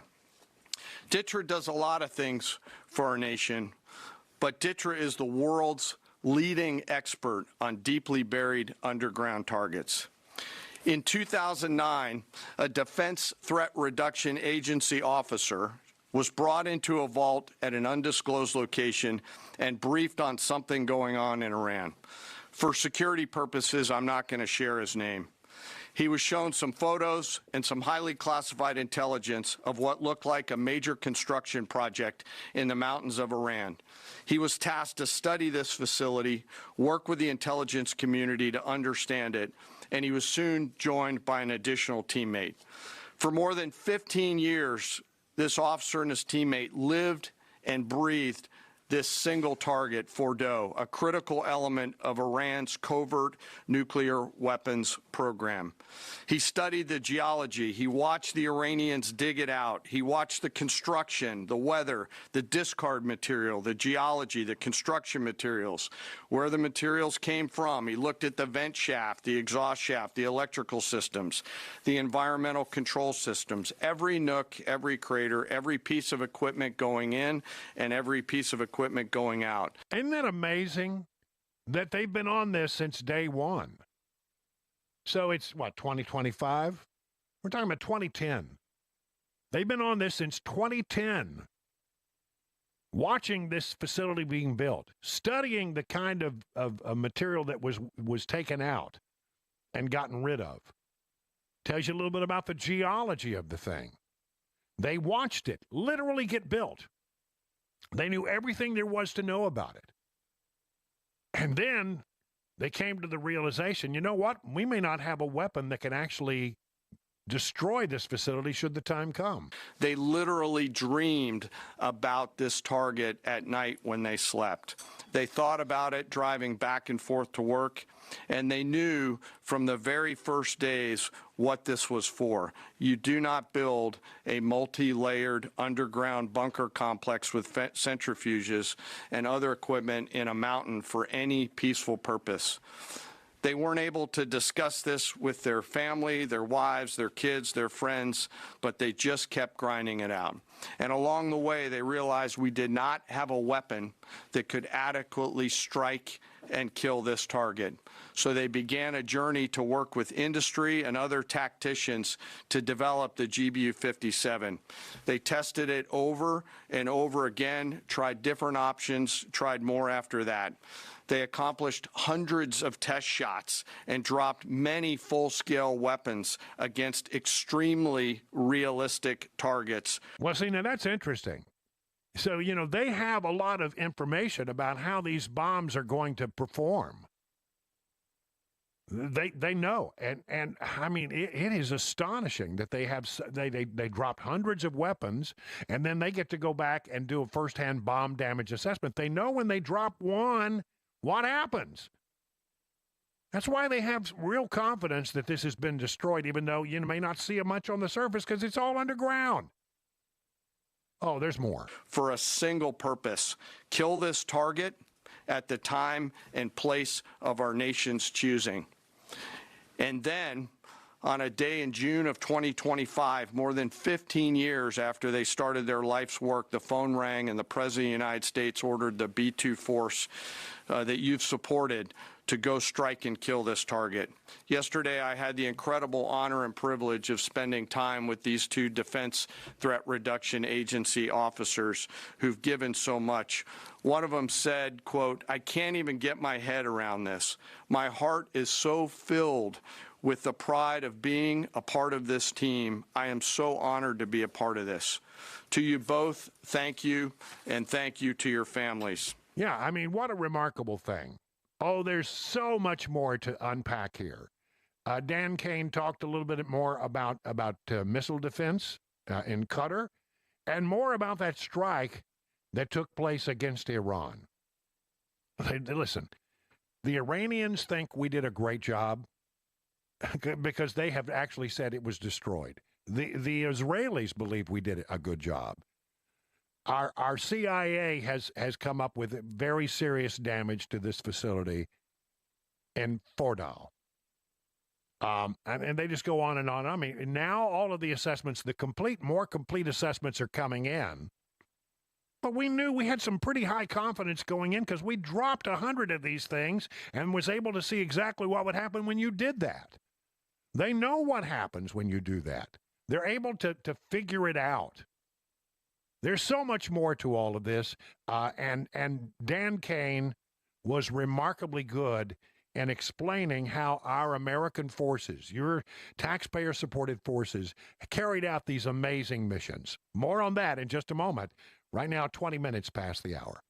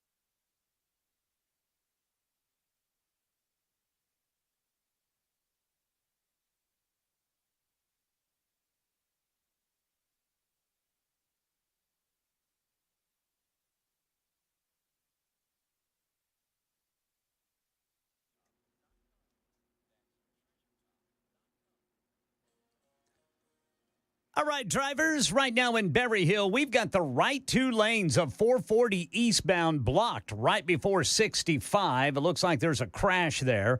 Also a crash 65 southbound before exit 112 in Robertson County. You got the right two lanes blocked. It's stop-and-go traffic starting at exit 117, so that's about a 5-mile backup.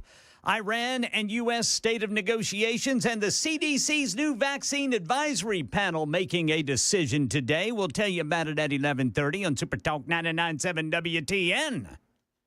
It's Ken Weaver, ladies and gentlemen. Ken Weaver's in the house. What's going on, Brother Brian? I'm doing all right, I've been talking. Did you see the press conference this morning or hear anything of this press conference? I did not, but I've been listening to you, so I feel like I was there. Well, I'm practically running long stretches of it, which I normally don't do. Yes, sir. But it's such a remarkable, everything that's going on right now is remarkable.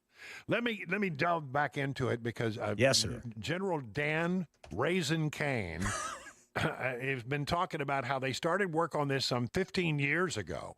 This is not something they just pulled out of like a rabbit out of a hat. Right. They start working on this, and they started looking at it as the facility was being built. They knew what kind of concrete was going into it. They knew what kind of geology the region had. They knew what they were dealing with. And they tested their weaponry. They developed a bomb specifically for that facility, the GBU-57. And, as they call it, the bunker buster, the MOP bomb. And he says, look, we really know what we're doing with this regard. In the beginning of its development, we had so many PhDs working on the MOP program, doing modeling and simulation, that we were quietly and in a secret way the biggest users of supercomputer hours within the United States of America. So on Fordo, in June of 2008, you can see these 3 holes. Depicted here is the main exhaust shaft with 2 additional ventilation shafts on either side.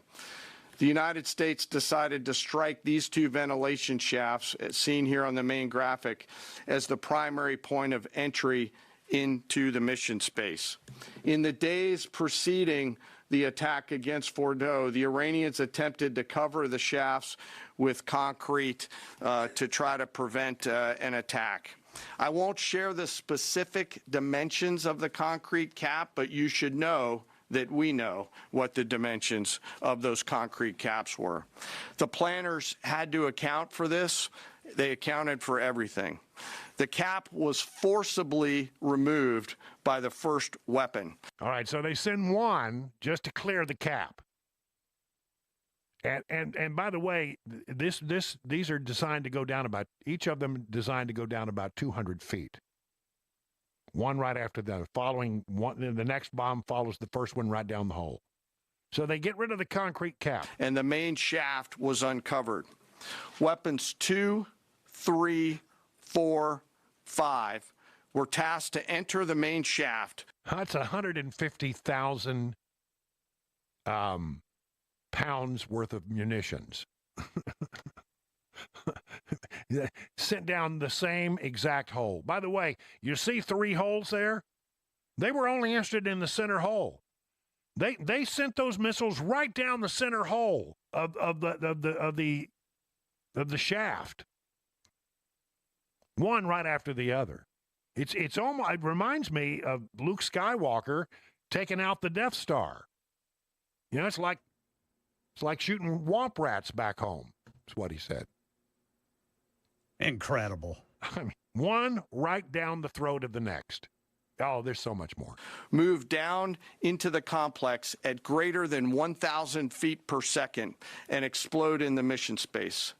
Weapon number 6 was designed on each side, so there were 6 on each side. Weapons number 6 was designed as a flex weapon to allow us to cover if one of the preceding jets or one of the preceding weapons did not work. In other words, we had a backup plan. If something went wrong, we had an extra missile and an extra jet to drop on yet another bomb. Yes, sir. It's amazing. That's called preparation. Yes, and that's what they do. Let me get to the tail end here, because I think it's very interesting to point out that we do this all the time. And he made the point that we're actually in the process of looking at other things that might not be needed for another 15 years. We rehearse, we test, we evaluate every single day. And when the call comes to deliver, we do so. I could not be more proud standing up here today of our joint force. I'm filled with gratitude that I get to tell their story. And as we stand here right now, our forces remain on a high state of readiness in the region, prepared to defend themselves. And one last thing. Our adversaries around the world should know that there are other DTRA team members out there studying targets for the same amount of time, and will continue to do so. They are ready. That's so impressive. It's so impressive. There's more. What about the attack against U.S. forces in Qatar? Raising Cane had something to say about that as well. We'll get to it after the news, 11:30 on Super Talk 99.7.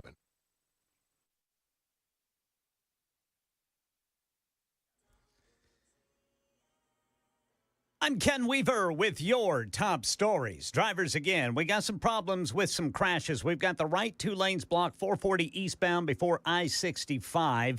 That's at exit 5. The backup starts at exit 3. And then in Robertson County, still cleaning up that crash from earlier this morning. The right two lanes of 65 southbound are blocked right before exit 112. The slowdown starts 5 miles prior to that at exit 117. Right now in Nashville, Fox News says lawyers for Kilmar Abrego Garcia filed an emergency motion today asking federal magistrate Barbara Holmes to order his return to Maryland, where he was living when he was initially deported in March. They also want the judge to block ICE from deporting him while his criminal case on human smuggling charges plays out. Trump administration officials vowing that Abrego Garcia would be taken into ICE detention if released from federal custody here in Tennessee. Iran and U.S. state of negotiations update. The president said yesterday that officials from the U.S. and Iran would be meeting next week for conversations about Iran's nuclear program. But as of right now, no meeting appears to be scheduled. The president, though, in that same answer at his press conference yesterday, also indicated that he didn't think any conversations with Iran would produce a breakthrough, or he didn't think that they would even be necessary at this point. That's Karen Travers at the White House. The CDC's new vaccine advisory panel, meeting for a second day, voted today in favor of RSV shots for newborns. Members also voting on whether to remove a certain preservative in flu shots, even though it's only included in 4% of those shots.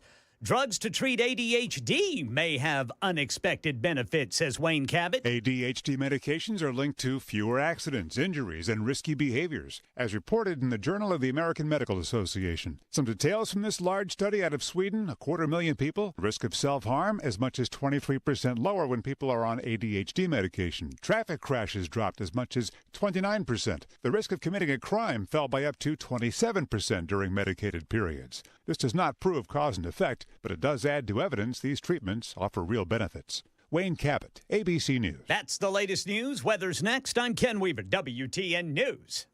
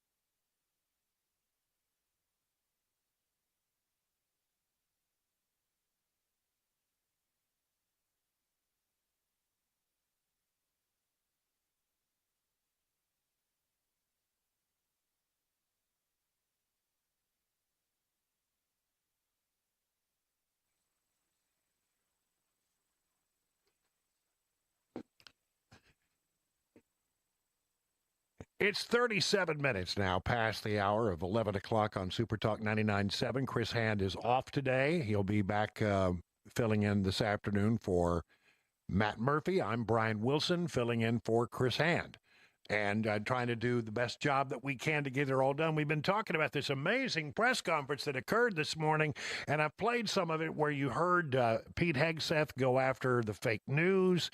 You heard General Dan Kane talk about how they have been planning for the attack on that Fordham facility Fordham facility for like 15 years or more. And by the way, that they're planning for other targets. They study these targets endlessly so that they can have some success. You don't just wake up one day and decide, hey, let's go take out that nuclear facility. You have to have a plan. And in this particular case, the plan has been in development for 15 years. And even at the last minute, the Iranians tried to pull a stunt by putting a concrete cap over the ventilation shafts. That didn't stop anything. They're gone. 6 of those bunker buster bombs, 30,000 apiece, right down the same hole, right down the central shaft. And you look at the pictures and you say, well, it's kind of hard to tell if they really destroyed it. It's because the damage is underground. I don't know how I can make that any clearer. All right, so General Kane also talked about the missiles attack that were leveled against our troops in Qatar by the Iranians. Now, interestingly enough, it seems like the Iranians really didn't want those attacks to have an impact. I think for internal consumption, they felt like they had to do something. So apparently we're told the Iranians called our Pentagon and said, hey, get ready. We're going to try to send some missiles over to where your troops are in Qatar. Isn't that insane? But we were ready. And remarkably, a lot of the things that were done to make that, protect those troops were done by people who are in their 20s. Imagine you're that young first lieutenant, you're 25 or 26 years old, and you've been assigned as the tactical director inside the command and control element. You, at that age, are the sole person responsible to defend this base. Listening next to you is your early warning operator whose job is to notify you of imminent attack. There's 5 people inside a vehicle and 5 people outside of a vehicle around these, a total of, as I said, 44. By the way, you've sat in the Middle East for years, deployed over and over again, extended multiple times, always being prepared, but unsure of when that particular day will come that you must execute your mission and not fail at doing it. In this case, these Patriot crews were deployed from Korea and Japan as part of our U.S. forces there to ensure that we had the most capable missiles in the CENTCOM area of responsibility. As the day continues, you start to hear more and more chatter in the information space about a pending attack. And as the sun starts to set in the west, you get orders from your higher headquarters to make sure that your missile batteries are pointed to the north. There are just a few other teammates. It's hot, you're getting nervous, and you expect an attack. Outside of those Patriot vehicles, your hot crew, which is 1 NCO and 4 additional soldiers, turns a key and relinquishes control of those missiles to that young lieutenant inside the vehicle, and you wait. You know that you're going to have approximately 2 minutes, 120 seconds to either succeed or fail. And then at approximately 12:30 p.m. on Monday, that's 7:30 p.m. in Qatar, as the sun sets in the west, Iran attacks. As the targets were detected, round after round of Patriot missiles are ejected from their canisters by an initial launch charge.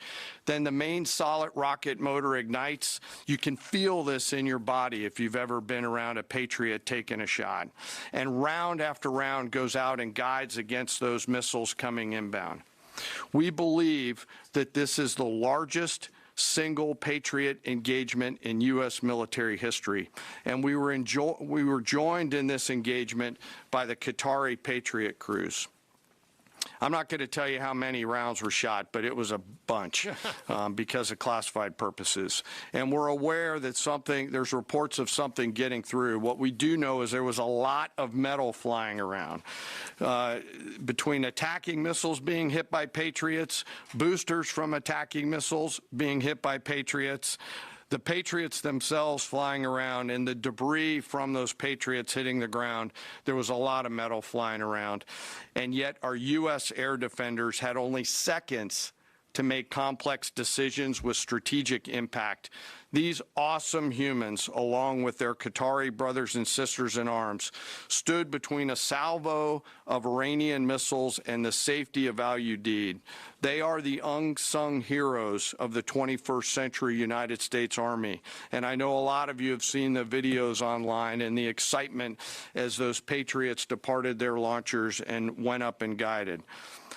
This really demonstrates the combat capability and capacity of our Army air defenders. Simply stated, they absolutely crushed it. They crushed it. They got the job done. Look, I'm telling you, this was desperately needed today at the Pentagon to overcome the negative Nellies in the mainstream media who are trying to, they hate Donald Trump so much that they just can't admit that anything that is even remotely associated with his name has been successful. And it was very successful. We now have more complex bomb damage assessments from the CIA, from the Israeli military. Even the Iranians have said, hey, you tore it up, man. And that we are studying other targets like we studied this one. Listen, it was a remarkable performance by our military and a remarkable performance by Pete Hegseth and General Kane today to try to tell the rest of the story because, the mainstream media won't tell it. Now, I don't want you to get me wrong. I was a member of the press corps, and I would do stories. But, you have an obligation. If you feel like you have real evidence that this thing had not gone right, do you have an obligation to bring it forward? Yes. But you need to always examine as a reporter what your positions, what your personal biases might be leading you to report. And I think that there, anything that is successful in the Trump world, the media are inclined generally to be against it. Oh, well, it couldn't have gone that well. You have an obligation to tell us if you can prove that it didn't, but you couldn't prove it. And you had very limited information and you chose to run with it because you liked the narrative that it didn't go well for Donald Trump. By the same token, what is the most important thing that you can do as a reporter? To tell the truth. To tell the truth as best you can discern it. Are you going to be perfect in that every time? No. Are you going to be giving me some bad information from time to time and you choose to run with it? Yeah, here's the difference, though. When I worked on Capitol Hill, when I covered the Pentagon, and I covered other institutions around that town, including the White House, and somebody came to me and gave me information that turned out to be wrong or not complete. That's the thing they do most. It's not really wrong, it just wasn't complete. Sins of omission. But when somebody snaked me as a reporter, I would go back and raise hell about it with that person. I would also remember and never use that person as a source again. That's not a reliable source if they came to you with less than credible information. You can get snaked as a reporter. It's entirely possible. I've had it happen. But you don't let it stand unchallenged. You go back to that person.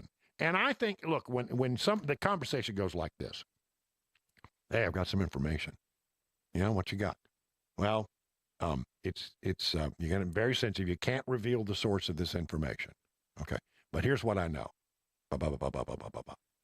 and you look and you say, well, is that reliable? You try to confirm it another way. Maybe you find another person who will tell you, yep, everything that you've heard is correct. But it's incomplete. And so, you have to actually, use your judgment. Does this person have a motive to give me bad information? And at the end of the day, should I go forward with this information? There are times when I have been burned as a reporter, but I never went back to that source again. And I certainly, I don't think you're under any obligation to keep that source protected if they have lied to you. My sense of it is that, if somebody lies to you or gives you less than complete information and has proven themselves not to be a reliable source, I'm not sure you have any obligation to continue to protect the source of that information. They used you. And I think at the very least, you should go back to that person and ask them to explain themselves. And then remember, I can't go with that information. It comes from a guy who's turned out to be not a reliable source. There's also this thing that happens with reporters. They want to be first to report something. They want to beat the competition. And I love that part about the news business. My friend Britt Hume once said, yeah, it's always good to be exclusive. You just don't want to be exclusively wrong. You want to make sure you got it right. I remember one particular case where there'd been a mass shooting, and we got great information about it, about how many people had been killed in the attack. And we ran with that information, and we had that information a full day. It was accurate, and we ran with it. And it was a full day before other news organizations caught up with our reporting. And I know exactly how that information was gathered, and I had to make the call about whether or not we were going to go forward with that information, and we did, and we were right. We were hanging out there for a while. It's good to be first, but as Britt once said, you don't want to be exclusively wrong. And there's just no penalty now for being exclusively wrong. We never go back and hold reporters accountable when they make mistakes. And I'm telling you, if I came up and I reported something that turned out to not be right, believe me, there are going to be people jumping down my throat. Does that even happen anymore? I'm not sure it does. Oh, well. Live to fight another day. I'm glad they held this press conference today to set the record straight. 50 minutes now past the hour.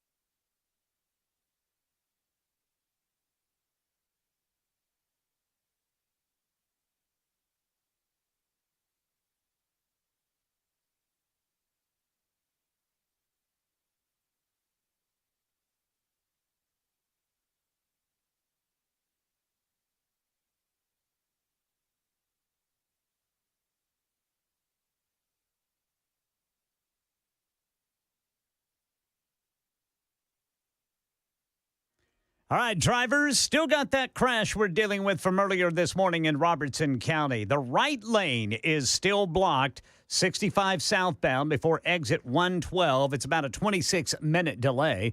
Got some news from the federal courtroom here in Nashville where Kilmar Abrego Garcia's human smuggling criminal case is playing out. That story and more at noon on Super Talk 99.7 WTN. You can be sure Ken Weaver is all over it there in the newsroom, in his little newsroom cubicle. Like a pit bull on a puppy. Poodle. Like stink on you-know-what. He's on it. Oh, definitely that. No, we're glad that we have Ken in there. And coming up next on Super Talk 99.7 to carry on from noon to 3 is Chad Benson, who joins us now to talk a little bit about what's on his program. So, Chad, what do you have in mind for today? You know what? The usual chaos and craziness. That's what we bring you. You guys bring everybody the headlines in the news, and we break the rest of the stories. So we're going to talk about a bit. We've got a hodgepodge of stuff. A hodgepodge? A hodgepodge of stuff, and including some SCOTUS rulings that are coming out. We're going to talk a little bit about Kilmar Abrego, but we've got a bunch of other stuff that is very hodgepodgey, including what happened to a baseball player the other night in Chicago and what the White Sox in Major League Baseball did to the fan. Yeah, that story's terrible. I haven't heard this story. Yeah, so, because, just because you pay the money, I get it. You feel like you should be able to say certain things, but there comes a point in time when it's like, dude, come on. Yeah, this is too much. Yeah, so we're going to talk about that. And did you see the guy that got impaled on the beach? Yeah. Yeah, I got a report about that. The funny thing is, the lady gives you little clues and tips on how not to get yourself impaled as if you need those.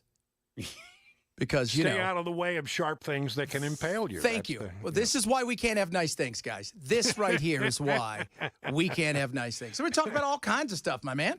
All right, sounds good. Everything going well for you otherwise? Everything is going smooth. We had a little rain this morning. It's hot, plenty hot on the way out there. You know what? I will say, on the walk-in, yesterday was way worse on the walk-in than it was today. Although I didn't get the bikini-clad lady who greeted me yesterday, which was very nice of her. But it was definitely, it was probably 10 degrees warmer, it felt yesterday, more humid, whatever it was, wasn't so bad. I think you live where I first lived when I came to Nashville. Oh, yeah, did you? Or you were I used walking? to walk to work every morning as well. Yeah, it's so nice. It is nice, except that I lived on the lower level. And one night I got a call from the people at the front desk telling me that there was somebody on my patio. Yeah. And I just did a quick glance. I said, I don't see anybody. And there was a homeless person sleeping on my patio. Well, how nice was that? Yeah. That you would do that for them. Yeah. But he wasn't naked. No. Not naked, right? No, but he was sleeping on my patio. Yeah. And it's like 2:00 in the morning. That was enough. God, all right, listen. I'm seeing a lot of tents out here. Yeah, that's right. We'll let you take over, and we'll get on out of here. Me and Grogu going to go and take care of business. It's interesting. She knows when the show's over. She starts to wander over this way. She gets it. She gets it. I don't know what it is I say, but she seems to know when I'm done.